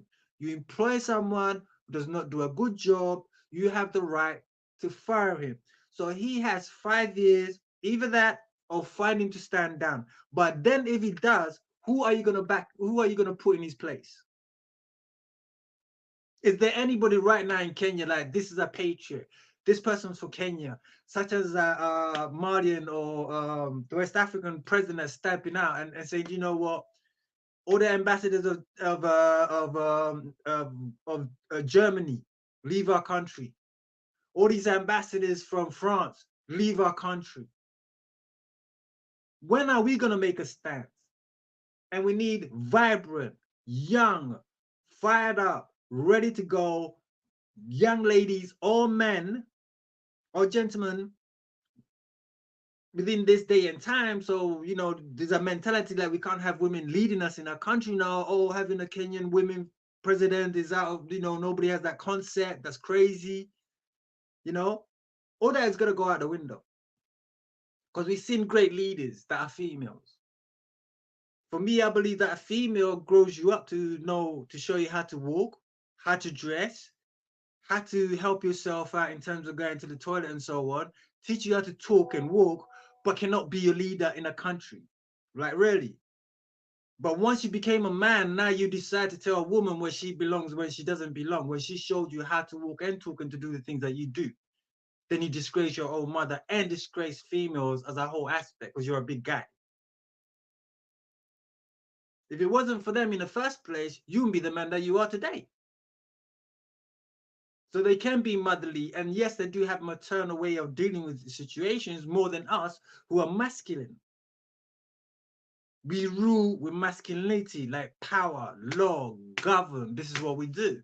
But sometimes we need that feminine side to balance it, where we have that maternal understanding, like we can't have people sleeping hungry. We can't have children suffering.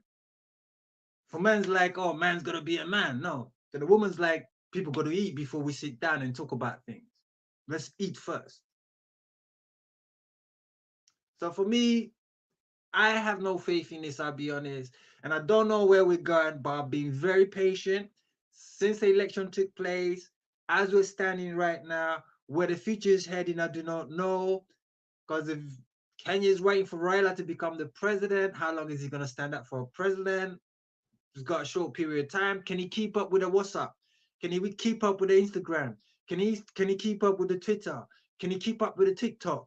Can Ryla keep up with the Facebook? Can he keep up with the technologies that are moving today? We need a 30, 35 to 40-year-old young man such as Leo right here sitting down. You have all this going on, and that's how you communicate with people. And this is the new development that we're having up to today. We need to compete with the world, not be behind the world in a wheelchair, being pushed along. So I'll be honest when I say I don't see it going nowhere. This man has Kenya in a headlock. From where I'm sitting, Kenya is in a headlock. And the shocking thing I hear now, if you're going to have any animal farms, you must have license for them. If you don't have a license to have a cow, a chicken, or anything in Africa, which is a farming tradition which we have, it's our usual cash crops. You are affecting everything. You're bad disease, you're worse than a cancer. That's what I like to say. I'm glad you brought that up. Thank you. Thank you. Kenyan Revolution, I'm coming to you, and I just want to play a certain video. It's about referendum. You said, we the people, the power belongs to the people. And this power, we can exercise it directly or through the people that we maybe elect to go and represent us. So Kenya's got an option of either the participatory democracy or representative democracy. But majorly, people have maybe programmed their mind to think that we can only practice representative democracy, that once you elect an MP, you have to wait up to maybe 5 years is when you make another decision. So there's this proposal majorly coming from the Azimio, who I think, number one, they've lost hope in the parliament, that is both National Assembly and the Senate. They only have hope maybe in the judiciary, of which they're not that sure with the judiciary. So they only think that the people who can maybe make the right decision right now is the people. And they're saying that these, we appointed the senior councils like Alonso to go and represent us there and make some decisions. But again, we are not sure if the parliament will make the right decision. So we want a referendum. So I want you to listen to this response from the Kenyan Kwanza faction, and you tell me, in your honest opinion, do we really need a referendum? Or will a referendum give citizens an opportunity to speak and maybe to correct their mistakes? And in that, you also need to look at what are some of the expenses that we are going to incur when you go through a referendum. So just listen to Gerard Gay. Kuhusu mambo ya national dialogue, ile watu walikuwa wanakunywa chai na mandazi pale Bomas, tulisema mambo ya cost of living we can agree. Na nataka nishukuru rais, bei ya mahindi ni 4,000 per pack as we talk. Mahindi moja bei imeshuka 130 140 per tin. That is how to bring cost of living down. You subsidize production over consumption, and that is what we want to see in terms of going in the future. Nimeona hii mambo ya NADOC hii ya Bomas ilikuwa, na nimesikia jirani yetu Raila anasema hii mambo. Nataka nimuulize rais, hii si wakati ya referendum? Hatutaki kwenda uchaguzi, si tumetoka uchaguzi juzi. Mnataka kwenda referendum kufanya nini sasa? Si hakuna haja, si ndio? Kwa sababu anataka kujipanga for 2027. Lakini nataka nimuulize rais asikubalia watu tuende referendum. Sasa the country is in problems economically. We cannot go to a referendum now. And in any case, we don't have a functional IBC in place. So hatuna IBC, unaendaje? Let us fix the cost of living. Tuachana mambo ya referendum kwanza na ile mambo ya siasa kwanza. Let us fix the cost of living. Wananchi wapate nafasi so that we can be. And I want to tell the country from Nandi, as the leader of this region, that as a country, let us focus on more important issues. Mambo ya referendum na kujipanga, na wale wenzetu waendelee kufanya oversight kwa serikali, lakini wasitumie hiyo njia ya bipartisan to try and sneak into the government. Let us have opposition and have government, because they know the ultimate agenda is for them to sneak into the government. Nimeongea na chief wa hii town na Nandi. What chiefs are telling me, father, wakileta ule watu wameuza pombe mbaya, wanakuja kuachiliwa hapa kwa police station. Si ni ukweli? So machief hawana makosa, wanaleta mtu kwa police station na evidence ya pombe mbaya, anawachiliwa. Huyo mtu anatoka anaenda kutisha chief, anamwambia si ulinichukua, si unaona nimerudi, na anaendelea kuharibu vijana wetu. We will not agree, we will not proceed as a society. So chief na nini wanafanya kazi mzuri, na nataka niulize judiciary pia wawache mtu ameshikwa na pombe ambaye inaua mtu, unaenda kupea yeye bail ya 10,000 5,000 shillings, na hiyo mtu anauza pombe ambaye inaua mtu. What are we saying as a nation? I want to ask the judiciary through Chief Justice Martha Koome, you must review the issue of listening of drugs and substance abuse cases in courts of law. Mtu akishikwa na ile pombe mbaya hata apewe fine ya 1 million na afungwe mara moja. Nasikia iko pombe inatoka hapa chini, sitaki niseme ni wapi, badala ya kwenda kupigana hiyo pombe chafu ambayo inaua maisha ya binadamu, unaanza kuja kwa rasi watu ya bodaboda. Siku na pombe mbaya hapa inauzwa, siku na watu wanajulikana wanauza pombe. Mbona polisi wasishike hapa? Mbona wanashika watoto yangu ya bodaboda? And I want to agree with the Deputy President Mr. Rigathi Gachagua ya kwamba kwa chief, OCS na OCPD na County Commission, pombe isipoisha ile mbaya mbaya inaharibu vijana wetu. Kwa sababu pombe haina akili, wewe ndio utaenda. Usipomaliza pombe kwa hiyo kijiji, wewe ndio utaenda, because iko pombe chafu hapa inaua watoto wetu. Ukikunywa hiyo pombe ni mbaya. Ukikutana na mtu asubuhi, mtu ni mwembamba jioni, asubuhi akikunywa pombe anakuja kama amefura. Unashangaa hii mtu amenonaje overnight?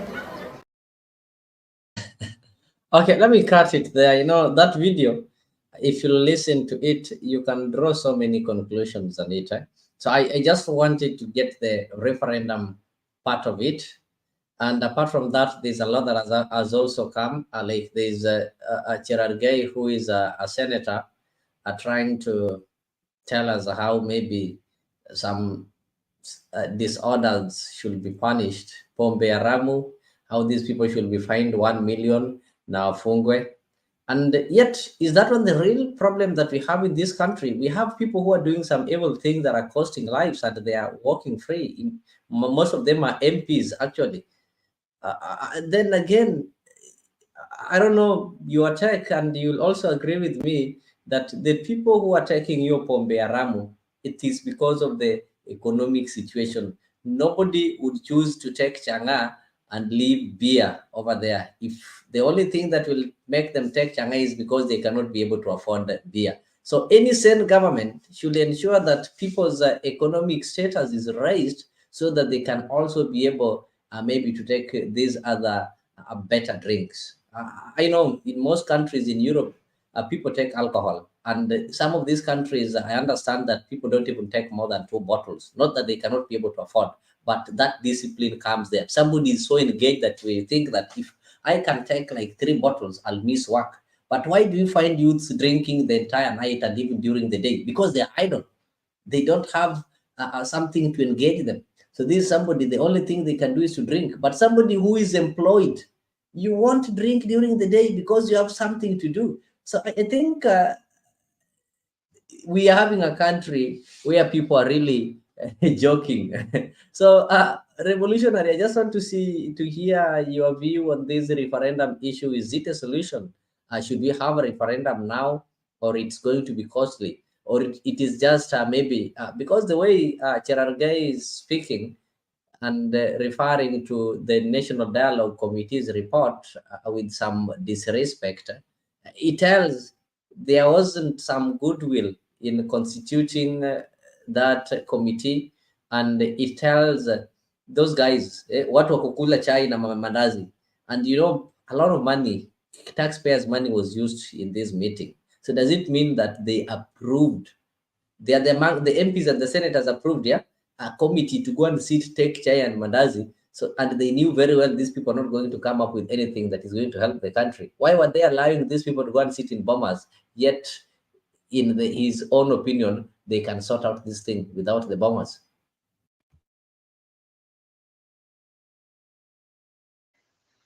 Can you hear me? Oh, okay. I like the Pombe part of it.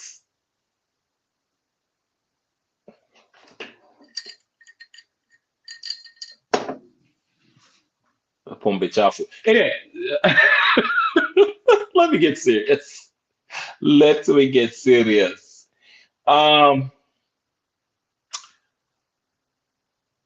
Leo, we should ask ourselves, why do people have a referendum? A referendum is when we want to change something in the Constitution.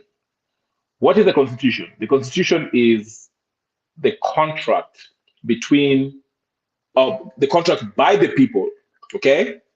We as the Kenyan, we identify ourselves as Kenyans, okay? In the borders of Kenya. I will have this discussion later with Randall about Pan-Africanism and my submission with that, because I like what he says, but I'll save him that. Let me just restrict this to Kenya.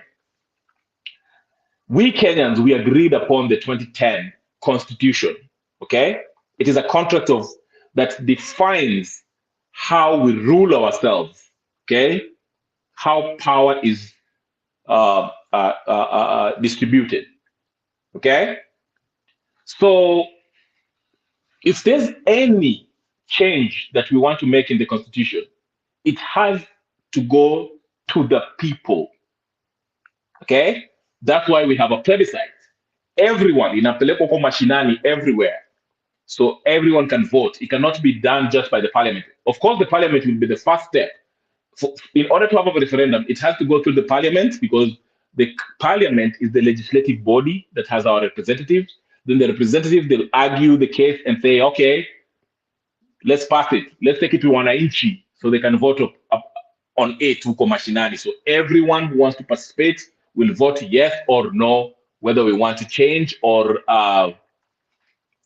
stick to the constitution we have. Now, coming back to Cheragei's pronouncements, I agree with him, unfortunately, as far as I abhor his character. He's right.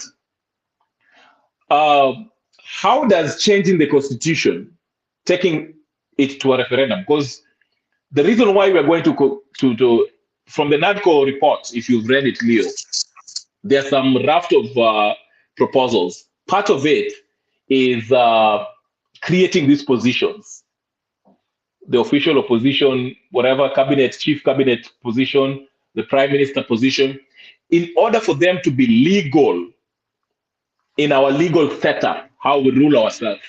You have to take it to the referendum, because it means we have to amend our constitution for it to be legal, okay? To have that position. That's why we will have a referendum. So Cheragei is saying, why should we have a constitutional change, while the problem that, if you remember, Mr. Leo, the reason why you went to Mandamano was cost of living and what? And electoral justice, right? So should we change the constitution because the cost of living is high? Should we change the constitution because we feel like there's no electoral justice? No, we don't need that. We can change, we can bring down the cost of living. The executive told them, and Raila says this in his speech. I hope you heard his speech. He said, the Kenya Kwanza side, they say they will never compromise, because they say that Kenya Kwanza told them that they have the mandate by the people, the administration that wins, the president brings his policies, economic policies, and he implements them, because he has that authority that's given to him by the people. Now, if he fails, that's where the legislative body should come in. That's why I say I disagree with you, Leo, when you say we have no hope, our MPs have let us down. No. This also comes to you, Mwananchi, because who voted for that MP? Who's your local MP, Leo? Answer me that. That is the person that you should go to his office and tell him, hey, what you're doing is bull crap. This is what we want, A, B, C, D, D. Go vote for it. But we don't know that. We look at these people's heroes. Look at Selassie. He's flashing money and having fights with people, goons. I thought he was a rapper. Him, and these are your MPs. He's hanging out with Nuru Okanga. Nothing against Nuru Okanga, but I'm just saying, like, these are the people that we, the voters, that's why I'm saying, unajua democracy, that's why I'm saying we don't understand our power. Let's not sit here and say MPs are not doing anything. The legislative body is useless. It's useless because we let them get away with what they're getting away with. If I was in, I don't know what, name where umetoka, huku mashinani, Karachuonyo, wherever, Kiambu, I would go to the local MP and tell him, hey, listen, this is what I want you to vote for. This is what our people want. Democracy is, just because you voted that person in, kazi yako haijaisha hapo. Make sure that this MP brings in bills and vote for bills that are beneficial to your constituency. That's what I was saying. So, to Cheregei, we don't need a referendum. We have a functioning constitution that has not been implemented yet. You cannot cure the problem of cost of living by changing the constitution and creating a position for, I don't know, chief cabinet ministers, prime ministers, the opposition of the whatever. That will not bring the cost of living down. Hiyo ni could create a cheo ya Raila na Mudavadi na hao watu wengine. Wakishapata hiyo cheo, then what? Your cost of living itaenda chini? No, it won't. So he's right.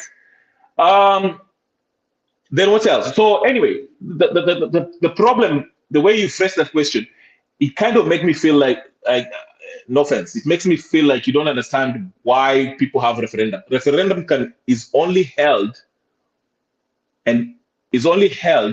if we want to change the contract, the social contract that we have as a people, how we are going to govern ourselves. So if they want to create this position of opposition, cabinet minister, whatever, it has to come to the people, and we have a plebiscite, a vote, yes or not, in order to create this position legitimately. It is meant to change the constitution because we have a constitution right now. But again, going back, I hate to sound redundant. We do not need to change the constitution in order for the cost of living to go down. This is something that we can bring down by telling the president, hey, listen, this VAT that you passed, 16%, bring it down. We, the people, want it down right now. Weka subsidies or do whatever you need to do, okay? I don't know if you missed the Nation said that since Ruto took the IMF money, IMF ilimwambia there will be no subsidies, okay? And that's why I keep on telling you. I'll send you Leo, I like you so much. I will send you, give me your address. Come to my channel. I'll send you this personally. I want you to read this book and we'll review it together, okay? Because it will open your eye, understand how it makes you understand why I keep on calling Raila Odinga conman, why I keep on calling Ruto a colonial puppet. It opens your eyes. As far as the alcohol chafu, touche. No, Cherargei has said kuna pombe chafu. But on my side, I feel that the government in general, whether the local government or the national government, is to be blamed. The reason as to why people consume a lot of some illicit alcohol, some liquor that is harmful to their life. And if you look at the places where this kind of liquor is consumed, it is not because of that person who is making the liquor. That person who is making the liquor is making it because the demand is high. And actually, Kenya, even there's a time they say that, okay, people will be drinking from 5, I don't know, up to midnight, but it doesn't work.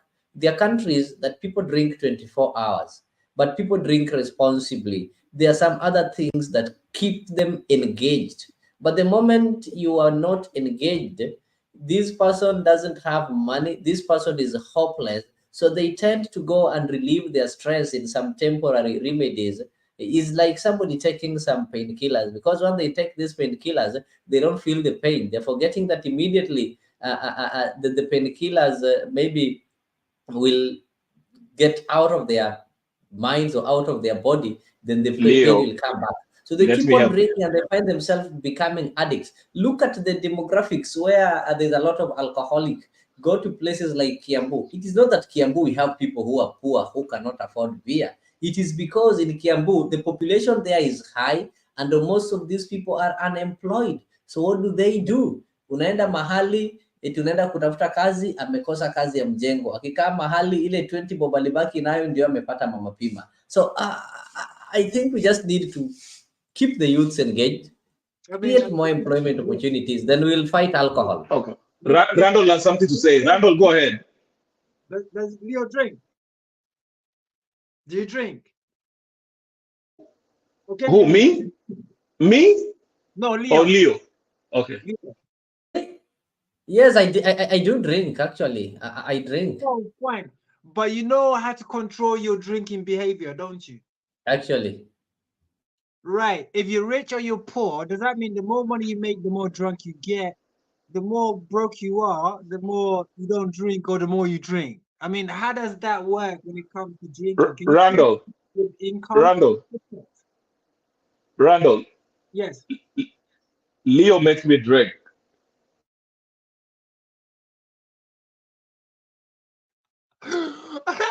Yes, I believe you on that one, but Leo, to be honest, on an honest level, I do understand when you say that you know, when you're rich, you live a lifestyle. The more money you have, they say more money, more problems.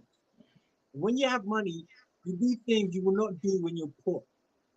So ile uko na pesa unaanza kula nyama ya kuku kila siku, unakula na mbuzi asubuhi for breakfast, unakunywa champagne. Hai bwana. Lakini sasa ile una kitu ada dururu. Ndio hiyo na githeri na usukuma wiki na ugali. Na bado umeshiba bwana. Umeelewa? Sasa kama unaweza kuwa na pesa na bado ukule ugali na sukuma wiki na ushibe, si mambo yao kukuwa na pesa. Sasa when it comes to drinking alcohol, huyo mtu akuwe na pesa, hana pesa, drinking ni kitu chake. Regardless, atakunywa. Akuwe maskini, akuwe mtajiri. Akuwe matajiri ataanza kunywa champagne, John Walker, whiskey, sijui gani. Saizi ako na mado. Lakini sasa ile mado zimekosa. Ndio hiyo sasa kikombe moja mbili, tuteletee jug. Bado atakunywa na lewa. The drinking, the alcohol and the drunkenness does not change. Hakuna alcohol nasema I'm so drunk today better because I drink John Walkers. Leo nimelewa vibaya sababu nilikunywa maizi machafu naongea naye. So it's about you when you control mannerism drinking. Go ahead, Kenya Rebel. I see what Leo was trying to say. Anyway, about Cheragay, what he was saying about ISO local alcohol breweries. You don't have to look at the national government to blame them for drinking. That's something that the local government can take care of. Kama mtu anauza changa hapo kwa kona and pombe chafu that's killing people and it's destroying people's health. Your local government should take care of that. That's not something that you can blame Ruto on. But I do, to some extent, agree with you, Leo, when you say that when the youth are unemployed, they tend to gravitate towards, doing illicit drugs and, they form up gangs now, wanaanza ku extort people. I agree with you on that, to that extent. Yes, unemployment can create, can make youth become, criminals. Kwa sababu wanasema, if I have a degree, siwezi pata job hapo ofisini, then what? I'll start my gang na tutasema ile matatu zinakuja hapa hivi mpaka zilipe 10%. I mean, that's how Mungiki actually made their name. That's how Maina Jenga gets his gang. He had a bunch of youth who did not have jobs. Akawambia, hey, listen, I'm giving you hope here. Sisi, grow some dreadlocks, sisi marasta, watu wanapita hapa mpaka walipe ushuru. So yes, there's an element of truth in that. I agree with you. But you cannot say that, what was you call people in London or New York or whatever the case is, they drink responsibly more than Kenyans. Kuna pia, I mean, there are people there who also don't drink responsibly. You have to anyway. But yeah, I get your point though. Where's Jake? Toki. I think Jax will just find himself back. So kwa wale wanajiunga nasi, tafadhali you have an opportunity to subscribe. And I also just want to remind you that coming this Sunday, kwa wale wamekuwa wakiuliza how can I be able to acquire land in Kenya, then what am I supposed to do so that I don't buy land that after some 5 years or some 10 years when I've just spent all my money inakuja inabomolewa, or you buy a land that then you find that they've been 5 or 10 of you there. So we'll be having an expert here at from 10 p.m. or 2 a.m. American time, who will take us through step by step how to acquire land in Kenya. So ensure that you tune in, you watch, you follow, and you ask questions. You can send questions as early as possible to afrique24tv@gmail.com. Any concern or any area that you would like the expert to touch. This is something that has really been a problem, a thorn in the flesh, specifically to those Kenyans who are in diaspora. You keep on sending money back to your friends and relatives at home, and they tell you they are purchasing land for you. They take you photos of maybe the neighbor's land, only for you to come back thinking that you had an investment back home, and you get disappointed. So to avoid wasting your money or spending your money in fraud, we will get somebody who will give you directions and will take you step by step on what you need to do before you buy land. How do you know that this land is genuine? Which process or which office do you need to go to? So keep it here on Sunday, 10 p.m. You'll get all the information.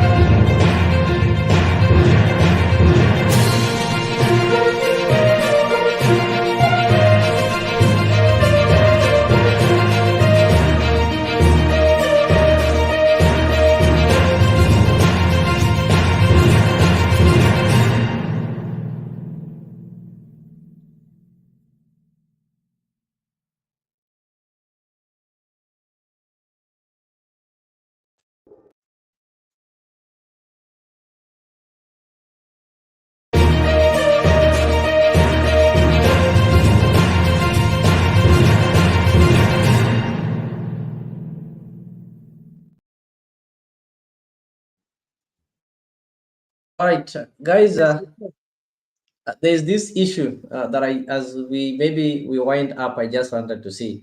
There's this issue of party loyalty, the party leader at the party position.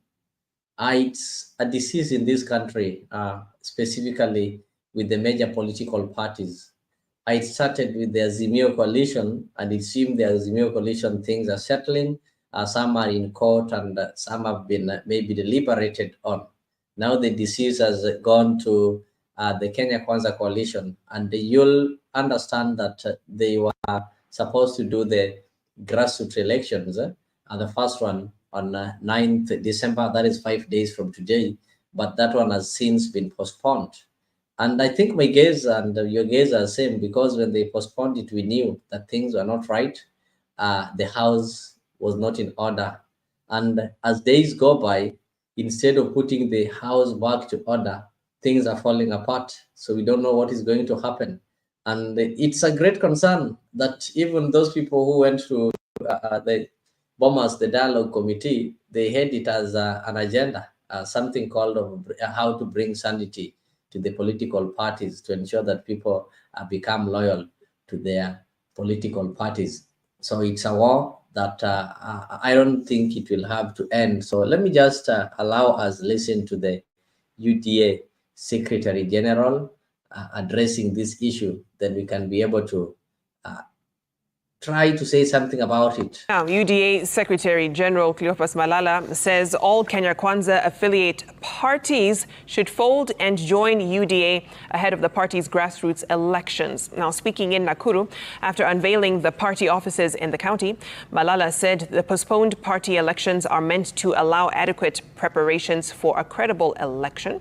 Nakuru Governor Susan Kihika blasted the opposition calls for a referendum to implement the National Dialogue Committee report. Our sister parties within the Kenya Kwanza family to consider folding their parties, and these are an ongoing conversation that we are having with them, and that is one of the reasons why we postponed our elections to April, to allow our brothers fold up their parties so that they can come and participate in our elections. So we have no time to now start taking people back to the political atmosphere of trying to do a referendum. There is no time for a referendum right now. It is time to make sure that we build our economy and we make sure that everybody can put food on the table. Yes, hapo ndio tumefika. We have no time for referendum. Then the most important part of it, why I played the video, is to ask you, do you think it is possible to have the sisters parties hold their parties and form one big party like the one they talk of, the Chinese Communist Party, based on the political of the party dishonesty that we've experienced in this country in both ends, be it in the majority side or the minority side? I will find that Kenya is having is one of the countries in Africa that is having several political parties whenever people go to election.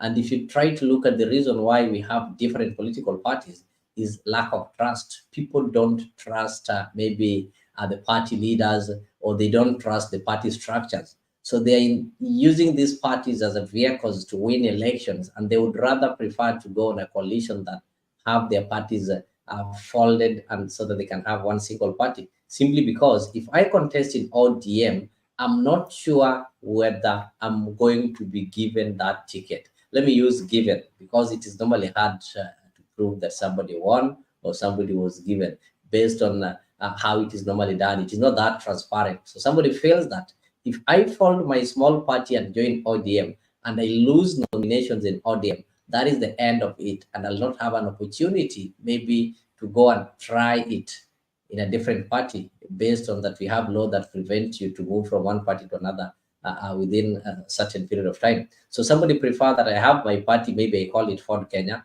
If things don't have work well, I can be able to get my briefcase party and use it. So will it be possible for the UDA to convince Ford Kenya, convince ANC, convince those Maendeleo Chap and all those other small parties to join together?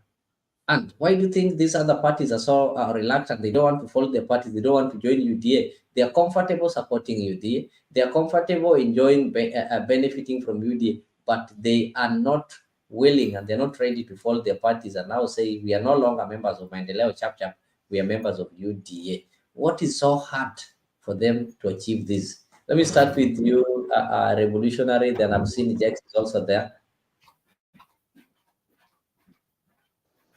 Yes, I missed the whole thing when Kihika was talking, but I would say if we were to start a political party, let's base it on the people's movement on the ground. Start with a political movement before we get to a political party. Okay? Imambe Kwanza two party, it's a business anyway. People start their, what's his name? The guy from Ukambani who started his party and he died. What's his name? He was very funny. Not Mulu Mutisia. What's his name? He had a beef with Sonko. Are you talking of Kalembe Ndile or who? Kalembe Ndile, yes. Kalembe Ndile. He started the party and he was explaining how it's an easier way of making money. If you start your party, unaingiza watu, you get in a coalition, you get paid. So what I'm saying is this: it's better to start a political movement, and the conditions are ripe right now. We have these political coalitions, two political coalitions, Kenya Kwanza and Azimio, who has let us down. And there's an opportunity for a third political movement before it becomes a party, a movement that's based on, advocating the people's interest. Because these two they have proven to be, they don't care about our interests. They care about the positions and the salaries and all that stuff, the power, the trappings of power. So that's what we need to do. But other than that, I just wanted to say this. Leo and Jake's consistency. Let's have consistency. We are having a great discussion, but nyinyi mnakuja hapa Sunday hamuonekani, Saturday hamuonekani. So people don't know when to come in. There are people who are asking me, hey, when is Mutembei coming in? African 24 coming in? So consistency might help so we can have discussion. That's why the other people, your channel again, your sister channel on the other side, unfortunately, they're advocating for one party. But here it's more democratic. People talk what they want to talk. But the problem is we don't have consistency. Mnataka kufunga show saa hizi. There are people want to come. Changamka. Jex looks like he has akona homa kali. Sijui nimpatie ndimu. Changamka. This is our lives. Now, ladies and gentlemen, sorry for one. We have been having some issues with our studio for quite some time now, but I think by tomorrow, latest Wednesday, we should be okay. We were having some serious challenges, Leo and myself and other members. So we are now good. Our channel is as good as the people who come into it. We are a strong party, if we call ourselves a party. No, we're not a party. We were having some issues here and there, but we are working very, very hard. And those who are following us can really see the work happening. And soon enough, you will be able to see all the work that we have been doing behind the curtains will be evident for all to see. Sorry, Jax, let me give you an example.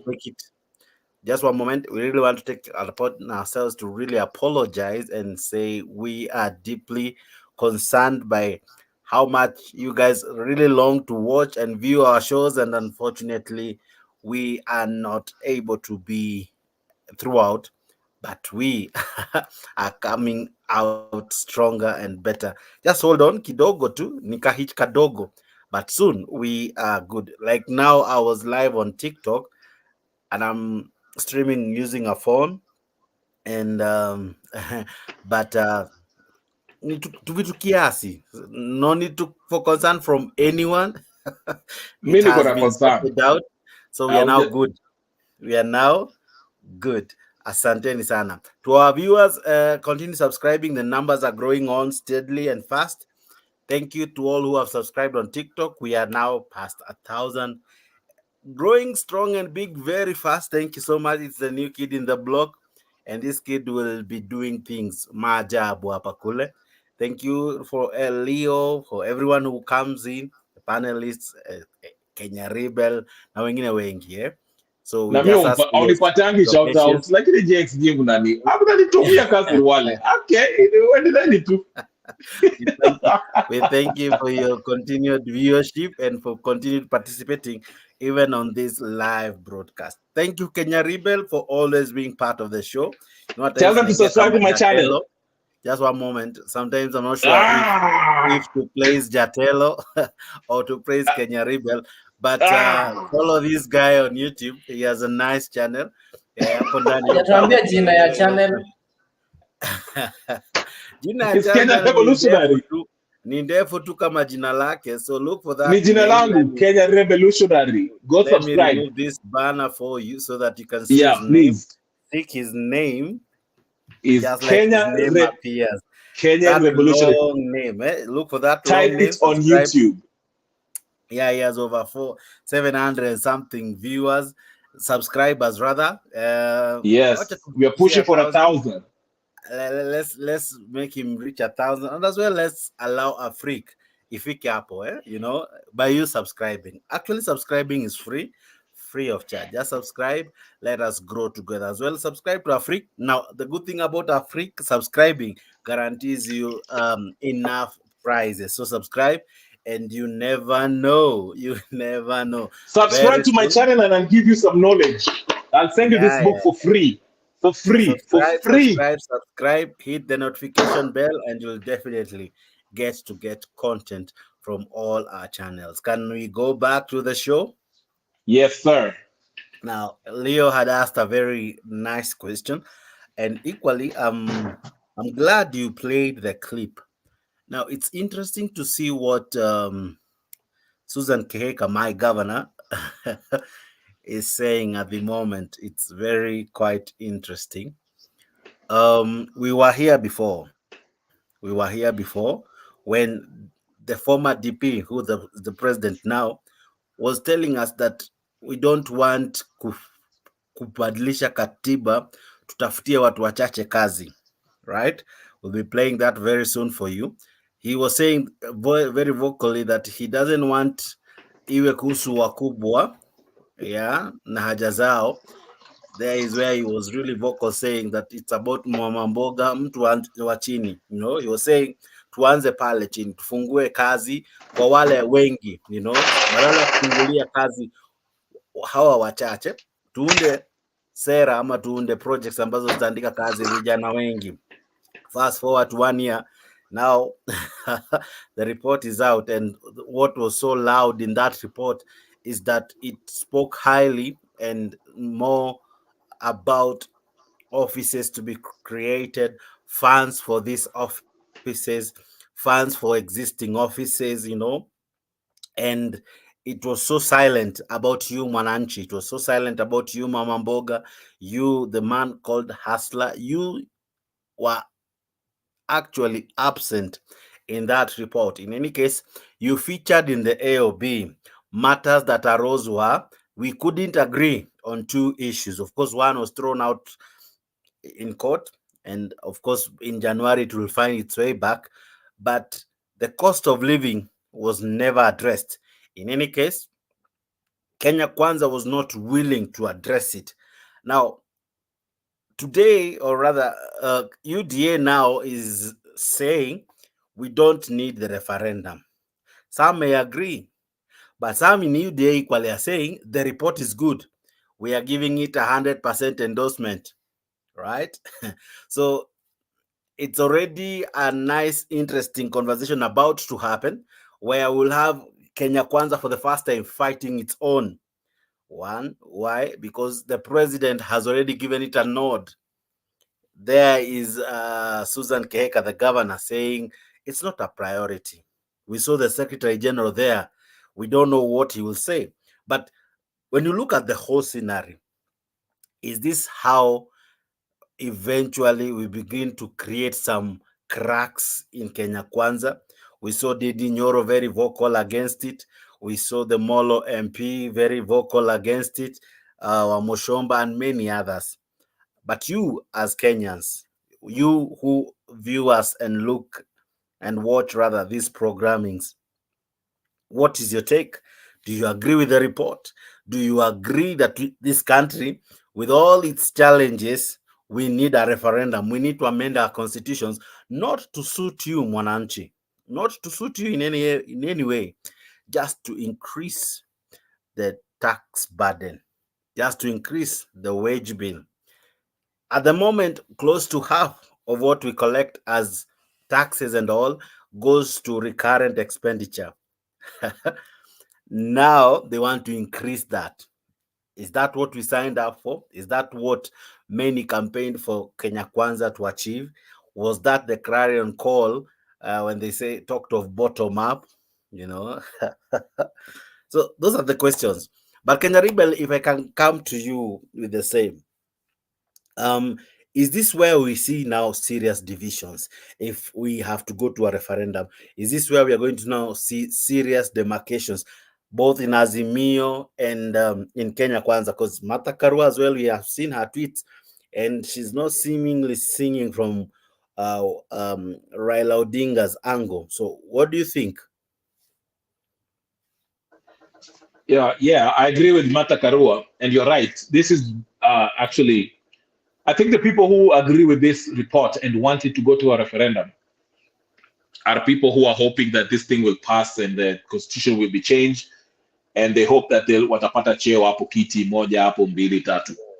But again, I pose this question: how does creating a position for prime minister position or chief cabinet minister, how does that help bring the cost of living down? Do we have to change the constitution to bring that? No, we don't.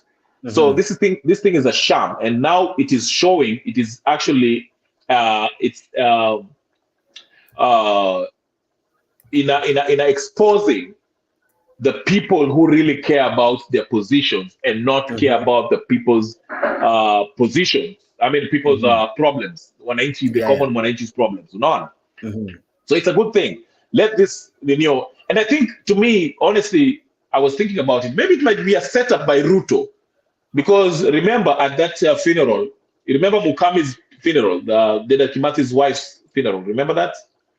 When Ruto came in and said, najua hii kitu hili mzee anataka, and then after that, we had this referendum, but Ruto knows that majority of Kenyans, Jake, you're in Kenya, if I'm not wrong, right? Yeah. Leo uko Kenya, Nyabaya, put your video on. I want to ask you a question. Uko Kenya, Nyabaya. Tell me is not, where is he at? Israel? No, I just left my village the other day, 2 days ago. Where are you located, if I may ask? Right now, I'm in Somalia. I'm in Somalia, Mogadishu, but I always go back to my village after every 2 months maximum, so if I stay for long. Okay, so when you interact with the villagers, watu wako mtaani, and even you, Leo, are they excited about the prospect of changing the constitution? Are they for this? Do they want these positions created, or do they want the cost of living down to be brought down? And if there was a referendum, do you think they'll vote for it? That's what I want to ask you. For those of you who are on the ground, maybe I'm getting different signals from the ground. Randall, you might tell me, maybe you know somebody, you have a cousin or you have a auntie in Kenya. Are they for this referendum? Do they want this position created? Do they think creating these positions, a referendum will cure the cost of living? Because to me, the way I look at it, I think it's a setup by Ruto, is exposing that these Azimio folks actually just want these positions, but he wants the people to see that these guys are not serious. Give me a view, please. Kenya Rebel, when you talk about that, last time I was in Kenya was twice. I was 2018, then I came back, I stayed for about 9 months, then I went back in 2019 to 2020 for about a year and 6 months. But when I went the second time, when I sat down with the elders, I did talk to them. This is during the period that the late Uhuru Kenyatta was the president. When I talk to the elders in the part of Kiambu, because they were asking me a question about here, and I was interested about them being who I am. I was more kind of Afrocentric, not so much as a Kenyan. So I was I'm all round. And the thing I said to them, I said, if you have a problem with your government, then why don't you lot hold a referendum? And the elders are like, no, we don't want a referendum. Nothing's wrong with our constitutions. Nothing's wrong with our law. We're happy with where it is. The last time a referendum was held was in 2010. So since 2010 until now, which I know, the constitution was changed during that period of time. I believe that was the period of Moi Kibaki, if I'm not mistaken. So, yes, if I'm not mistaken. So now, when I said that and I came back, then you had this BBI come out. Just when I was just about to leave. So this BBI come out, and during that time, Jakes was here. A lot of people were here at the meantime. I'll mention a few of them, but I'm not going to do that right now. But with Jakes, I remember after us having that discussion, and there was about the parliament, making this BBI, new constitution, a new law before the election took place. But when people were like, yeah, we want the BBI, and some people like, we don't want the BBI. But the problem with people is rumors they're hearing, hearsay. Nobody went to download the documentation. Nobody went to do the research. What is inside the BBI? And there was a lot of things I was not happy with some other people. If I may, I was like, you know what? There's some things. Yeah, go ahead. If I may, you're right.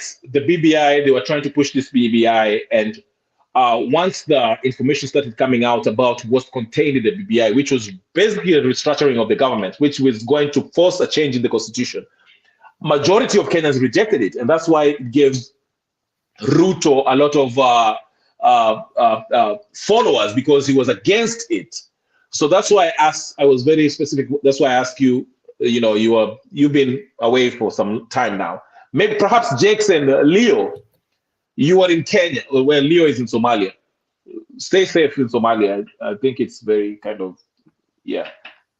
Jakes, on the ground, are people happy with this Nanko Kalonzo Musyoka nonsense? What do you mean, Kalonzo Musyoka? I don't want to use the word you have used. Okay, Kalonzo Musyoka Ichungwa NADCO recommendation proposal. Are people happy about it, excited, whether it's Kenya Kwanza or Azimio? Are they happy about it? I'm not in the ground, that's why I'm asking. One, you must understand that this, in a way, didn't meet many expectations, in that what was promised and what was delivered really was very far from what came out, because initially it was all about the cost of living. Remember the mandamanos and how many people lost their lives, property destroyed and all this came to people, and they were like, okay, it's good that we have these talks. Then again, when the talks began, we felt that probably this will be good, in that the recommendations that would come probably would affect the cost of living. But to our surprise and to the shock of many, this truly hit the lows, in that none of our expectations was met. So many are upbeat about it, others are so angry with the report to the level that they don't want anything to do with it. They don't want to be associated with it in any particular way. Even talking about it is not something that you find in the streets, people discussing. You have not even had it in Bunge of Mwananchi. We know people clapping for it, or rather saying it's a good bill or a bad bill. One, we are still in the dark, not sure what happens from here. Does it go to Parliament? Will it be approved as it is? Will Parliament truly have a debate, or they'll just say put the question and push it as it is, then allow Mwananchi to vote for it, or it will not even come to Mwananchi? But of course, what affects the basic structure of our constitution must come to Mwananchi for a yes or no kind of voting. So Mwananchi really on the ground is missing. And his voice, I can tell you for free, will be heard if the referendum was to happen tomorrow. And I don't want to be a prophet, or I don't want to cast any aspersion to anything, but I tend to think Mwananchi might either boycott the referendum or vote against it, or the turnout will be so little that it won't really make sense, So I don't know. I really don't want to be the devil's advocate here, but this is what I would say is that Mwananchi has a lot that is coupling with at the moment, a lot. Others don't even have shelters. We are speaking, floods swept away their houses, their livelihood was destroyed by the waters and all. That's not a person who is thinking about the constitution. That's not a person who is now thinking about if we have an opposition leader or not. That's not a person who is thinking of if the Senate needs to have oversight fund. In any case, they would be even asking what is happening to the counties allocated funding at the moment. Why are they not filling the counties? Why are they not filling the members of parliament? Because you remember as well, they equally have a funding, known as CDF. CDF is not a bursary fund. CDF is not just meant for schools. So Jakes, why are we not seeing these MPs? Just one moment. Jakes. Why are we not seeing these MPs coming out and standing in solidarity with the electorate? Because by the end of the day, they equally have some funds, they equally have some resources. The governors, as much they would complain that the government has not given them anything, these are county governments that collect levy every day, taxes every day. Mamamboga pays 20 shillings, 50 shillings, 100 shillings, several thousands to get licenses. The toll stations and every other places that these county offices receive their money. If you park your car, you will see a kanjo somewhere, wanting to get some money from you. So they have some money. They could maybe say it's not enough, but they will not say they have zero amount of money. So from where I see it, Mwananchi is not really happy. Mwananchi seems to lack the touch of the government, and of course as well as from the county government, and the legislature is a shame. Is a shame. So that's the feel from the ground. So based on Jake's assessment, from what I'm getting, what you're trying to tell me is that this NADCO proposal, if it was to go to a referendum today, the Mwananchi will vote a resounding no to it. Am I getting it? Okay, probably. That's all I wanted to hear. But our politicians, being the way they are, I can tell you for free, one, they will use words convincing enough to Mwananchi. One, they will definitely, this document, itasukwa, it will be prepared well. This is just a report, but the final document will be properly prepared. And it will have some sweeteners, if I may use that word. It will have something to entice Mwananchi to vote for it. The voices we are hearing now then will be not as loud, in that they'll not speak so much about the opposition leader. They'll not speak so much about the Senate Oversight Fund. Neither will they speak about the MCA's fund and all. They'll not speak about that. What they'll speak of will be the things that they have concocted to entice Mwananchi. So Mwananchi will have something up and down eventually. Kutakuwa na something being mentioned up and down, and that is what will be sold. The narrative will go out there. Mwananchi will forget about the prime cabinet's position and all.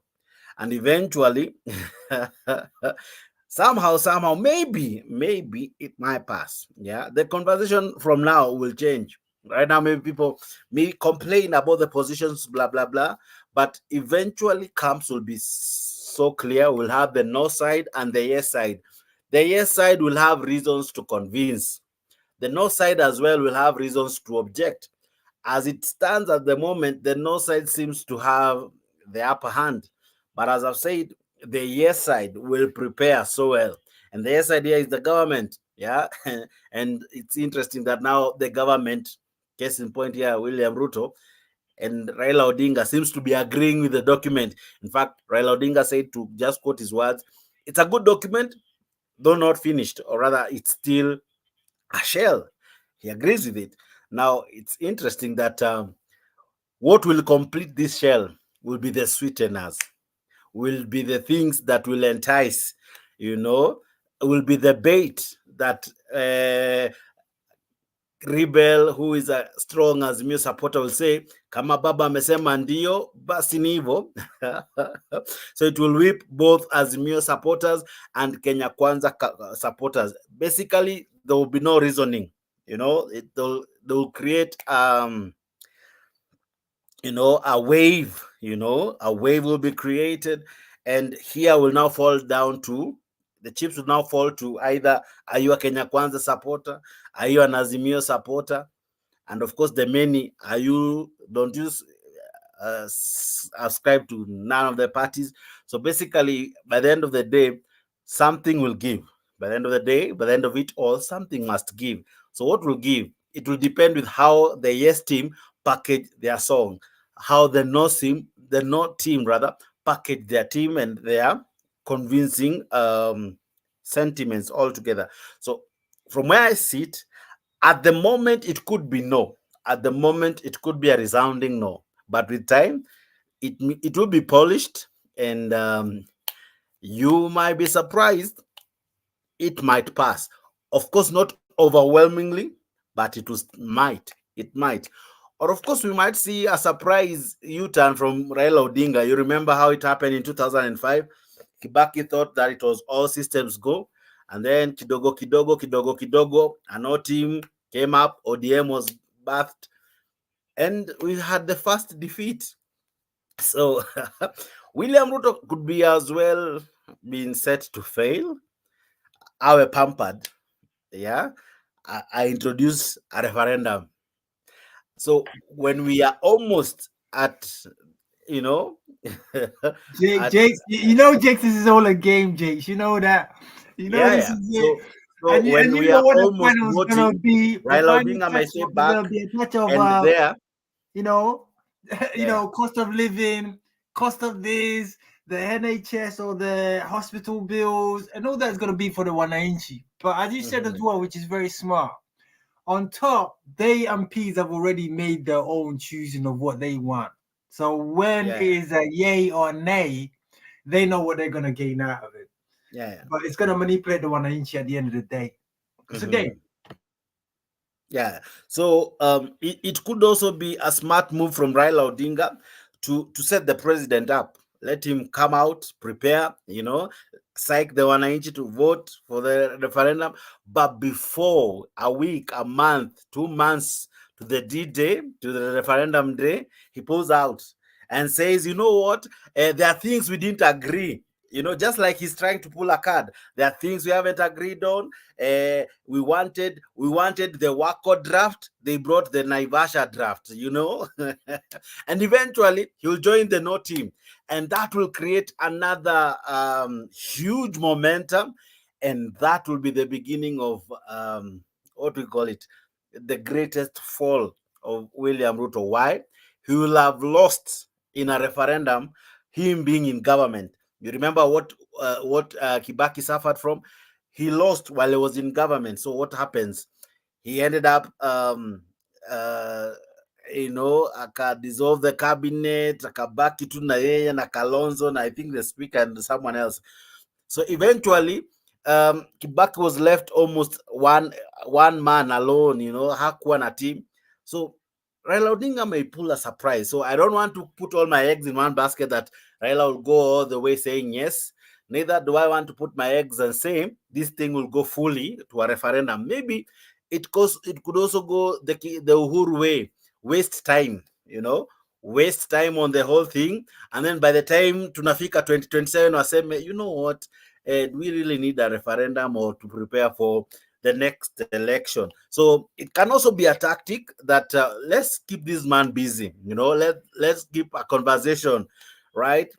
Any type of conversation, whether it's NADCO, whether it's collecting of signatures, whatever type of conversations they will be having. As it is, you don't even have an IBC to conduct a referendum. So in any case, there will be tactics to waste time. So that by the time tunaongelea a referendum, ndio hii elections. Mind you, we are now headed to 2024. So we'll only have 2025 and 2026, right? So if this thing does not work in 2024 or maybe 2025, forget about it. Just like what happened to BBI. BBI happened in 2019, but 2020, nothing. 2021, nothing. 2022 is where they now bring it up with some momentum. Unfortunately, didn't really hit where it was supposed to hit. So what am I saying is that there could be so many angles to look at it, including wasting of time. Yeah. So because I can guarantee it, this thing is not happening tomorrow. So when is it happening? That's the big question. How will it happen? Will it just be a parliamentary thing? Will it come to Mwananchi? When it comes to Mwananchi, will all systems be ready for it? Yeah. So that's how I look at it. That's my angle. That's my view. You can take it home, Kenya Rebel. Kenya Rebel, can't hear you. We I can't think hear your mic you, or your Kenya volume's Rebel. I don't know down. if you're muted. No. We cannot. So even as he's coming back, what do you think, Randall? Do you agree with my sentiments, with my view? Those are my views. Those are my opinion. Well, Well, this as I said, this referendum that was a debate that was in before, even before the BBI. So Yeah. and they weren't for it. I mean, the few people that I knew were like, we don't need a referendum. Kenyans seem to be satisfied and happy with the constitution and the laws they already had. So in 2021, when I came along, or 2022, and the BBI, no, before 2021, actually started around July or June, if I'm mistaken, the BBI started to be kind of being brought around. So right now, you could say there's an element of that referendum coming out, but nobody's caught it up. But the question is, what are they making a referendum for? But what laws need to be changed? Which Kenya Rebel just mentioned earlier to Leo. And he said to Leo that when we do referendum, it's only to change the constitution. It does not affect the cost of living. It does not affect the gas bill or anything. The constitution is a bill that's built for more like for the betterment of the wananchi of Kenya to have a better life in terms of injustice, laws, governance. We're talking about basically things, the basic domestic things of home, domestic things of home. So you cannot be harassed, you cannot be turned into a slave. Nobody can make you into a slave in Kenya, because it's a country of democracy. And these are the constitutions, so nobody can give you a job and not pay you. They need to pay you. They cannot lock you up in a house like an animal. So they have the democracy to move from left and right, move back and forth, and anybody can come and become a citizen of Kenya, but they have to follow the constitution, such as no raping, no abuse, no kidnapping, no terrorism, no enslavement. All these are that. But the cost of living, that's an economical issue. That forum of, the Department of Economy has to look into it. The e-commerce, the commerce section has to look into the economy, like what's going on with the cost of living going very high. People are struggling, they're not making enough money to buy the normal necessities they need every day. That's the government needs to question that thing. So it's nothing to do with the constitution. So I do understand people are more kind of thinking like, it's a question of where they're going to get the unga to eat today, ugali, or a piece of paper that has a kind of a problem with that, the constitution, which you said earlier. We have problem with floods. People have left home. People have lost homes. People are in hospital. People are dying. But does anybody really want to hear about the constitution right now? And anybody want to hear about a referendum when basically we got people who are struggling with hunger, starvation, and floods? That should be the number one topic. What has been done? A rescue has been sent out there. Has been a search party been sent out there? Have they made camps for like medicinal help or charities to help those people who are misplaced from their homes? If people have gone missing, have they gone to search for them?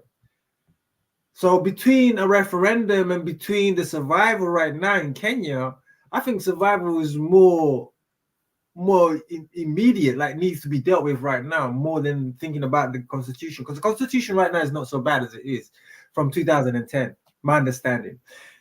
The BBI, the idea I didn't like is because it started with the idea that as we do know, our own constitution starts with God first. We look at God first before we put our own laws. So the BBI took that off.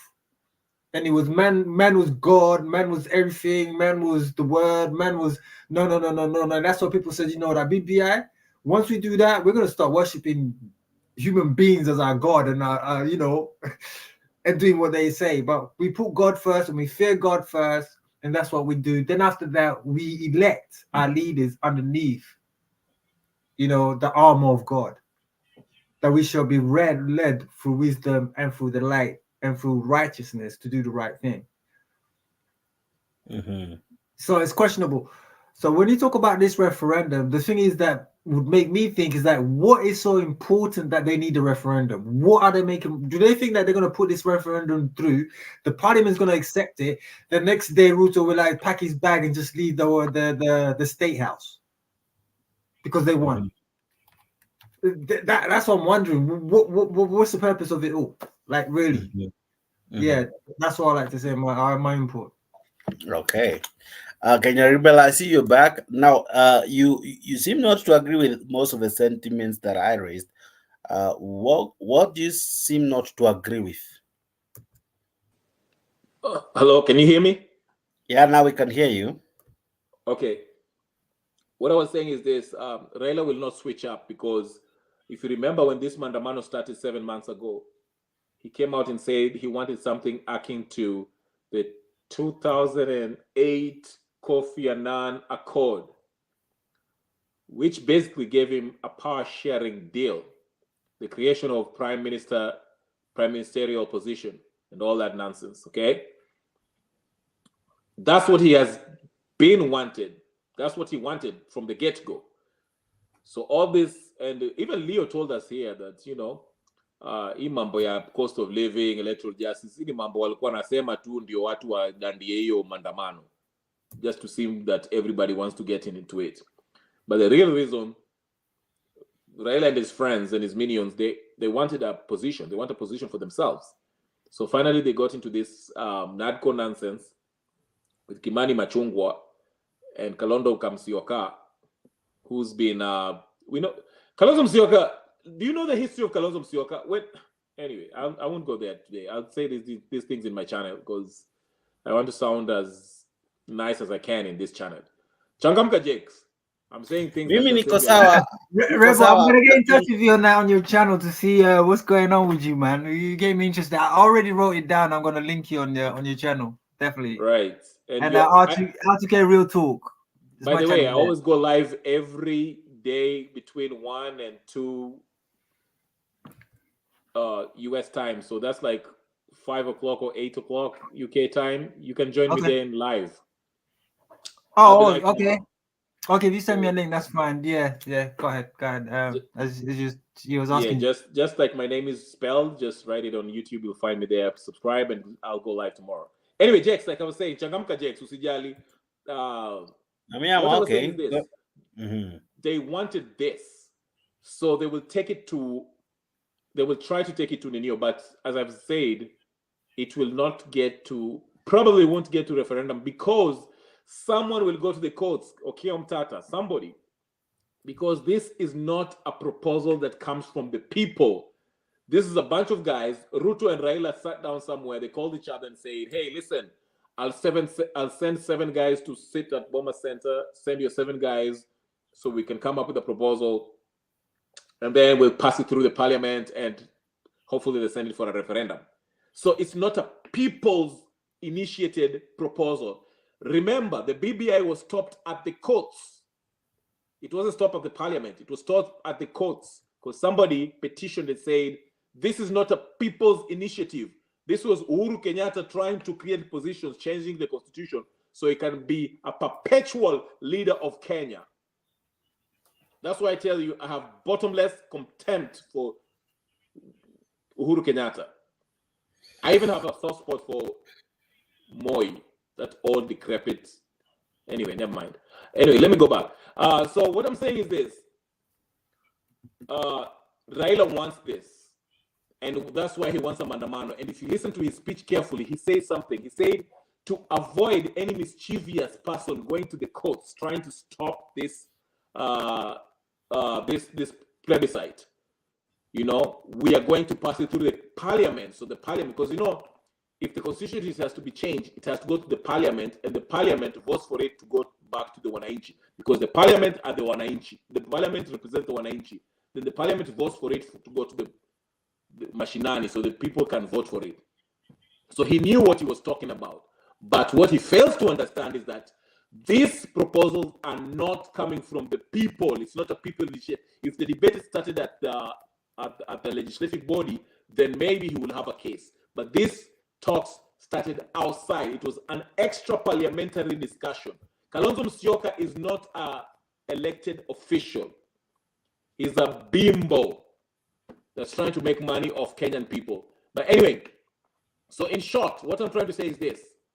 I'm glad that the people in the ground are seeing the light. They can see that all these Azimio people who everyone thinks that they are the opposition, they're supposed to put the government in check. And every day Raila Odinga is coming up with the dose here telling us about Njeri and these mafuta za ujinga and all this nonsense. It comes up every day.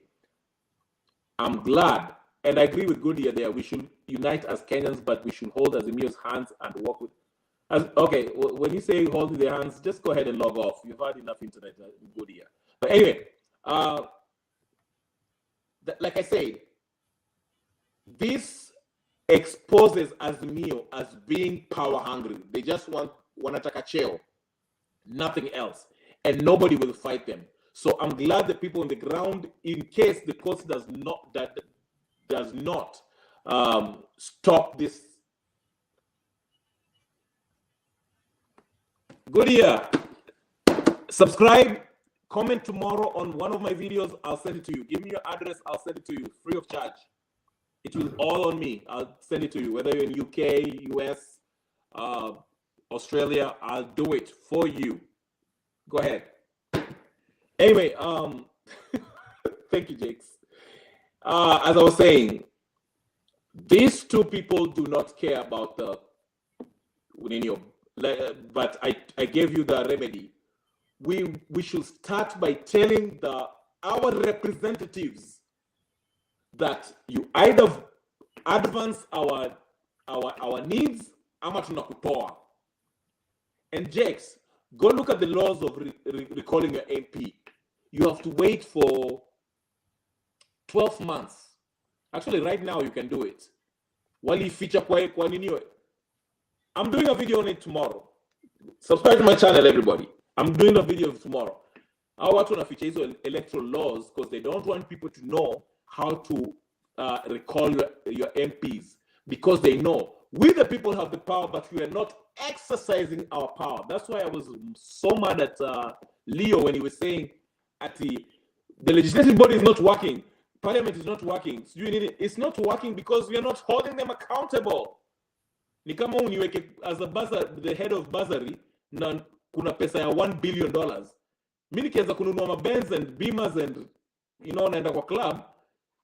If you're not asking questions, why should I care? That's the point I was making. But anyway, usikufe moyo. Jake, you look like you're very. Wacha kupatia na remote hapo. Na una randall hapo. Leo ingia. Somalia wamekuchapa kuni. Al-Shabaab wasikuue. Why are you in Somalia, by the way? I want to know why you're in Somalia.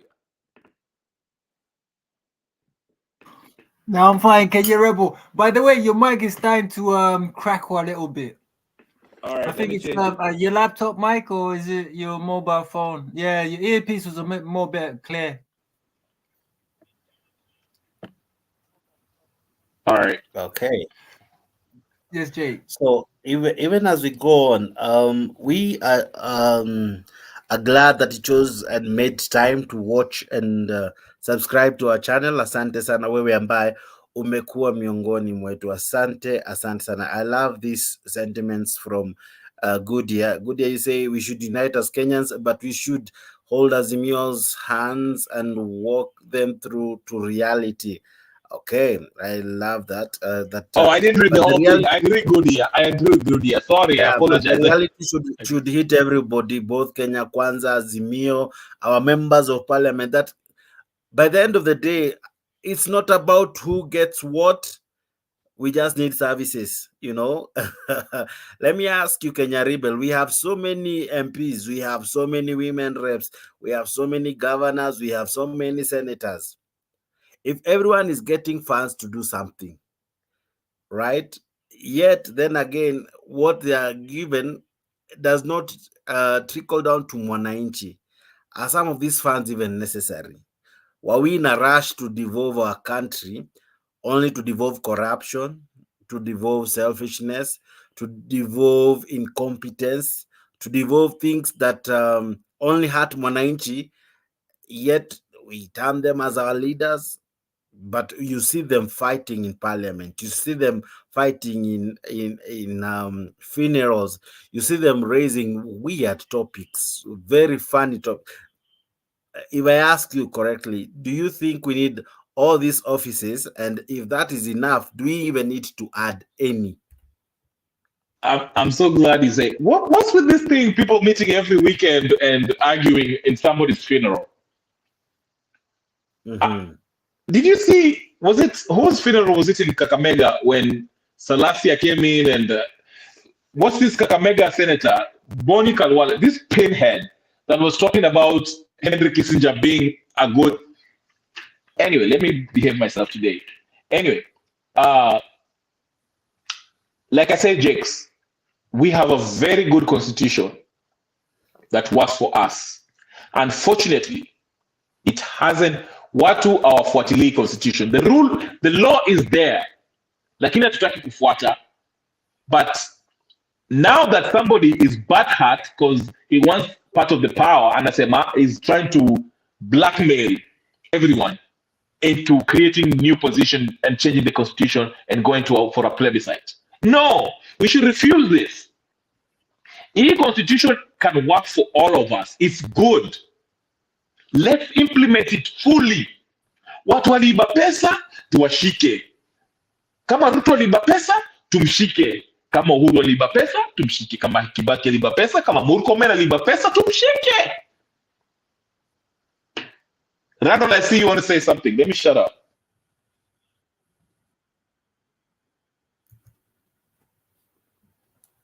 Kenya Rebel, no. I was just listening to you. Continue, as you were saying. Catching these criminals is one thing. Yeah, like I was saying, we have the constitution that, if implemented, it can work wonderfully for our republic. But these senators, MPs, the executive, don't respect it. And the opposition are no better. They're pretending to be with us, speaking in funerals every weekend, talking about what? Nothing. Na bado you put your trust on Azimio, mnaitana Tugenge and all that. Let's not tolerate this. That's why I started by saying we should exercise our power as the people. Let's go back to Mashinani. Who is your MP?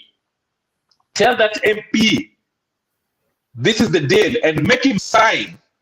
So it's something that we can take him to court. Say, if you don't do X, Y, Z, we are going to take you out and we are going to use the courts. Let him sign an affidavit saying that he or she will do X, Y, Z. But the problem is the majority of Kenyan people do not understand how constitution works. I was debating Mato the other day when he was here. The poor guy doesn't even know what constitution is. And is out there lamenting, talking about how Ruto is ruling us. Ninio.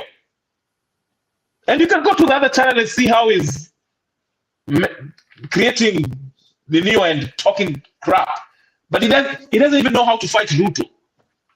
But then again, Kenya Rebel, Mato is not here to defend himself. So invite him. I'll debate him any day. Refrain from attacking him directly when he'll be back, because he will be. Then I'll give you the opportunity to directly attack him. Then, of course, I'll definitely give him a right of reply. So do you have his contacts? I'll call him right now. I know he lives in Kansas. I'll call him. Yeah, let's continue with the show for now before we bring in other guys to, Okay. Sorry, I'm talking too much. No. Can you remember? I enjoy what you're saying. I know you're a lot of people. You see me myself. I'm really before people used to say I'm aggressive, but later on people started to find out that I'm passionate. When I'm impassionate, I was willing to go to jail. I was even told that people were telling me talking like they will get you into trouble. People were saying you might be suffering from mental health. I'm like, fine. But the fact is, when I come with the evidence and the proof with the signatures, you cannot deny me my right to say what I'm saying. So for everything you're saying, the same thing that I was saying when I was in Kenya, these corrupt officials, they need to be caught. Number one, the property taken over. Number two, their banks shut down. Any assets that they own should be taken over, and they have no right to do any work and suspension until the investigation is done. But this has happened once or twice, but nothing has happened. They come back on road. They just end up again. You just see them back in position. Not even that, they get promoted, and it kills you. So you think the thing is, if you say to Ruto, you know, corruption has to stop, and you say, you know what, Gachagua is the one who's stealing money, and Ruto will say, yeah, it's true. You can bring him all the evidence, but the problem with Ruto, when he opens up his closet and he sees what stuff he's been hiding in there, if he's gonna catch Gachagua, he has to catch himself. And that's the problem. Now, I don't know if this is true or not, but during the period of Moi Kibaki, apparently Moi Kibaki was not corrupted. I don't know if it's true or it's a lie, but apparently Moi Kibaki used to do things according to the books. But when he did this, there was nothing that could be done to him. So what happened? He started to go after corrupted officials. When he started to chase corrupted officials, who did they bring up in front of him? His son and his wife. They brought evidence of corruption of his son. They brought evidence of corruption of his wife. Of the amount of money they've been stealing. Kibaki could do nothing less except stand down. Being threatened with his own household. He never had his own house in order, leave alone. The house was already stealing within his own house. And he's trying to tell Wananchi, stop stealing. Your child is stealing from us. Your wife is already stealing. Get your house in order before you come to us and tell us. If you want us to go down, your wife goes down. If we go down, your son goes down. So he put his hands up. And I love the thing of Ruto talking about corruption has to stop. But if it's going to stop, it has to stop with him. So mpatia mpingu, aweke hizo mpingu hapo ndani, alafu ajipeleke ndani. Kwanza, alafu hao wengine wamfuate. Period. But the whole place has to be abolished. Starting from 1963. The whole parliamentary has to be completely abolished and rebuilt again. Now, that's me crying out for a serious revolutionary. When you talk about Kenyan revolutionary, we're talking, we have to be prepared for the worst before we get the best. We have to destroy before we can rebuild. But we're too scared and intimidated for what we got. We don't want to lose it. And for you to hold on to something, if you don't let go of that to get the new thing, you're never going to get a new thing because you're too stuck holding on to what you already know. Kitu kidogo. Kitu kidogo, kitu kidogo. Wachana hii kitu kidogo. Tuachana naye aje. Nitakula aje. Sikana njaa, mimi nikana njaa. Hey. People will not agree. As much as they lamentate and they talk about, our government is terrible, we have corruption, oh, this needs to stop. But wait there. How much money did you make on your corruption today? Have you looked in the mirror first? You, yourself as a corrupted officer. You want this corruption to stop and you're already practicing it. You're perpetuating the same thing, making you a hypocrite. Which for me, the ideology of democracy, which I say a lot to a lot of people, democracy to me, worldwide, I know we talk about Africa, and even when I talk to Europeans and other people from other countries, I say corruption is in every government. From the American government, the European government, the African government. For some reason, we are put on the platform as the worst thing on this planet. We are the example. But here in Britain, there's corruption. Trust me when I tell you that. It's just not in your face. They do it subtle ways and subliminal ways. And the people here in Europe, in UK, are crying. Why are they taxing us on our vehicles? Why are they taxing us on our roads? Why every time I get a ticket, I have to pay so much money for my car? Why I gotta pay tax for my car?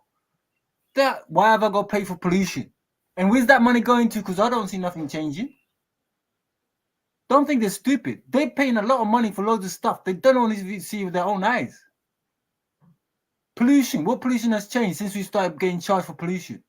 I have to change my car, catalytic converter. Now I'm not allowed to drive anywhere because if I drive in a certain area, I get a ticket.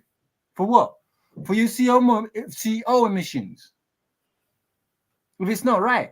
So now we're forced to buy electric cars. But do we see any changes? It's costing us. I just bought a brand new car. Now I got to get rid of it. Stop buying this electric car. Now there's no electric place to go and charge your car. You have to charge it with your house. Now that costs a lot of money, loads of stuff you have to do. So corruption is all over the world.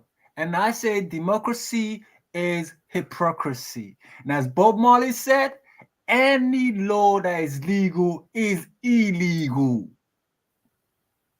Period. And I believe that. And that's exactly what I stand for. And I said, you know what? When it comes to voting, looking at people, I do believe there's people that have good intentions in their heart. And the last debate I had was at a conference over here when they actually wanted to revolt. Here in UK, they wanted to revolt.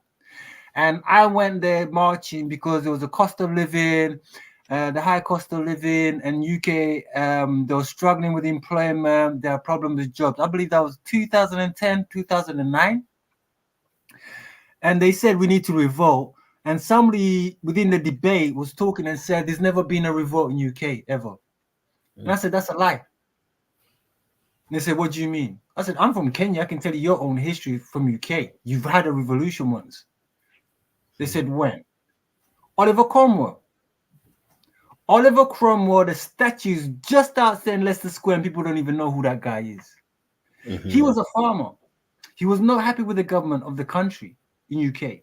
Oliver Cromwell came from his farming, went to London City, went to Parliament, started a revolt, stopped the Parliament, completely obliterated the whole Parliament, and got everyone to vote again, and start the whole Parliament all over again. Oliver Cromwell, when he had finished doing what he had done, and the UK government and had felt that they were in the right position and they had voted the right people into right places, Oliver Cromwell was asked to take the position as an MP, such as Churchill. He refused. He said, I just want my country to be fair, to be in the right position and to be leading correctly according to what people want. The government is for the people and the people is for the government. It should not for the individual rich people. And that's what Cromwell was standing for. So when that was done, he went back to farming. If anybody wants to Google that research, please go ahead and do so. Now, that's my understanding. So there has been a revolt over here that's happened before. France has happened before. But for some reason, Africa is just kind of new continent when it comes to this ideology of democracy, which is westernized. Africa had a state of our way of living long time ago. We had delegates, chiefs, governors, warriors, maidens. We had everything. We had our own governing, but that wasn't good enough. It was what the Europeans call savagery. That they came to Africa and people live like savages. And up to now, when I have debate with them, with no shame, and they think they're not racist, telling me, yeah, but Africans are backwards. No, look at them and think, do you know I'm African? Do you know I'm from Kenya? Yeah, you're not one of them. You came from UK. You're European. No, I'm not. I always stand for African. Whenever I make application, I write African and African. I'm not ashamed to be a one. Then you're insulting them and calling them backwards, then I'm backwards. If you think Africans are savages, I'm a savage.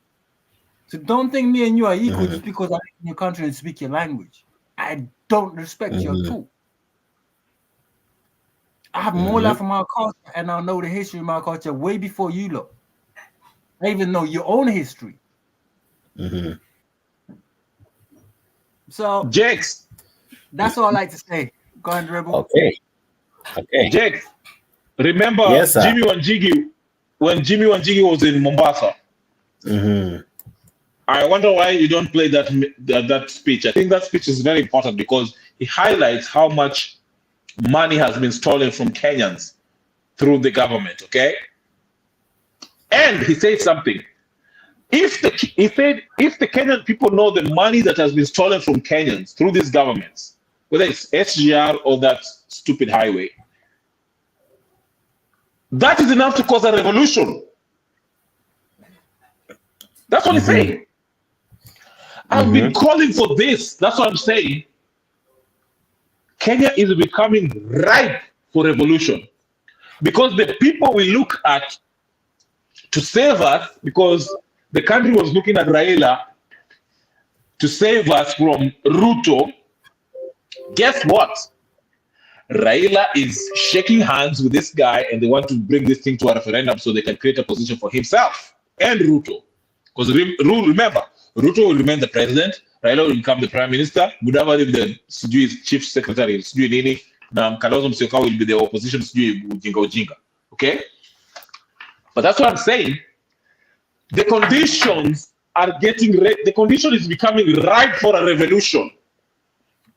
A revolution comes from the people, not this dickhead that are kind of ruling the country, that are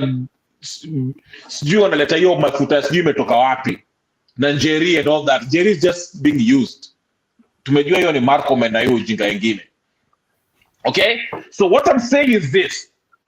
Instead of us looking at Kenya Kwanza as Mio and all that nonsense, it is time for Kenyans to wake up and tell these leaders that, you know what? We donated this power to you so you can advance our interest, but you have failed. Ruto is giving Monsanto power to take over our seeds. Ruto is giving IMF power through the corporate, what is it called? Not corporate law. What is it called? This law that gives corporations power to take over parastatals. Okay? What I'm saying is this. Enough is enough. But people don't get it. I said it I told you, 1 year ago, I told you, this is a colonial puppet. And Raila, it also is a colonial puppet. That's why he hangs out with that senator from, not Wisconsin, was it Wyoming or something, Chris Coons, whatever his name is. These are colonial puppets from Uhuru Kenyatta, Raila Odinga, Ruto, Moi, Jomo Kenyatta, Kibaki. Anybody who works in their administration should be harmed to death. I keep on telling you guys, it will take you time to get it. 1 year from now, you'll come and watch this video and say, Kenya Revolution was right. Lakini amsikii, mnajifanya bado mnajiita sijui Azimio sijui nini. Kenya is 50% of Kenya now is being owned by private corporations. 50%. Umeona ameleta hizi, these laws that he's bringing out right now, if you own a cow, you have to have a license. You have water, you have a license, whatever. Why? Who do you think it benefits? Because your license is for renew, and they know that most farmers will not renew that in time. They shall take it. They'll give it to a private what? Corporation. Lakini mkiwaambia mnaniona kama ni cheesy.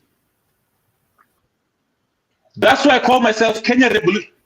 I will disagree with my friend Randall because he says he's an pan-Africanist. I'm willing to debate Julius Malema. That's sellout. Mandela was a sellout. I'm a Kenyan revolutionary. I stand for Kenya. Listen to me. Listen to me. Listen to me. Africa? No, Africa. You know what? Africa was named after an Italian general. I'm from Ethiopia. Ethiopia. You think Rastas are... Remember when those Rasta people are saying, I'm from Ethiopia. Go look at the Bible. Philip. Nani, Jex, you know your Bible, right? You know your Bible. I can't hear you. I can't hear you. I can't hear you.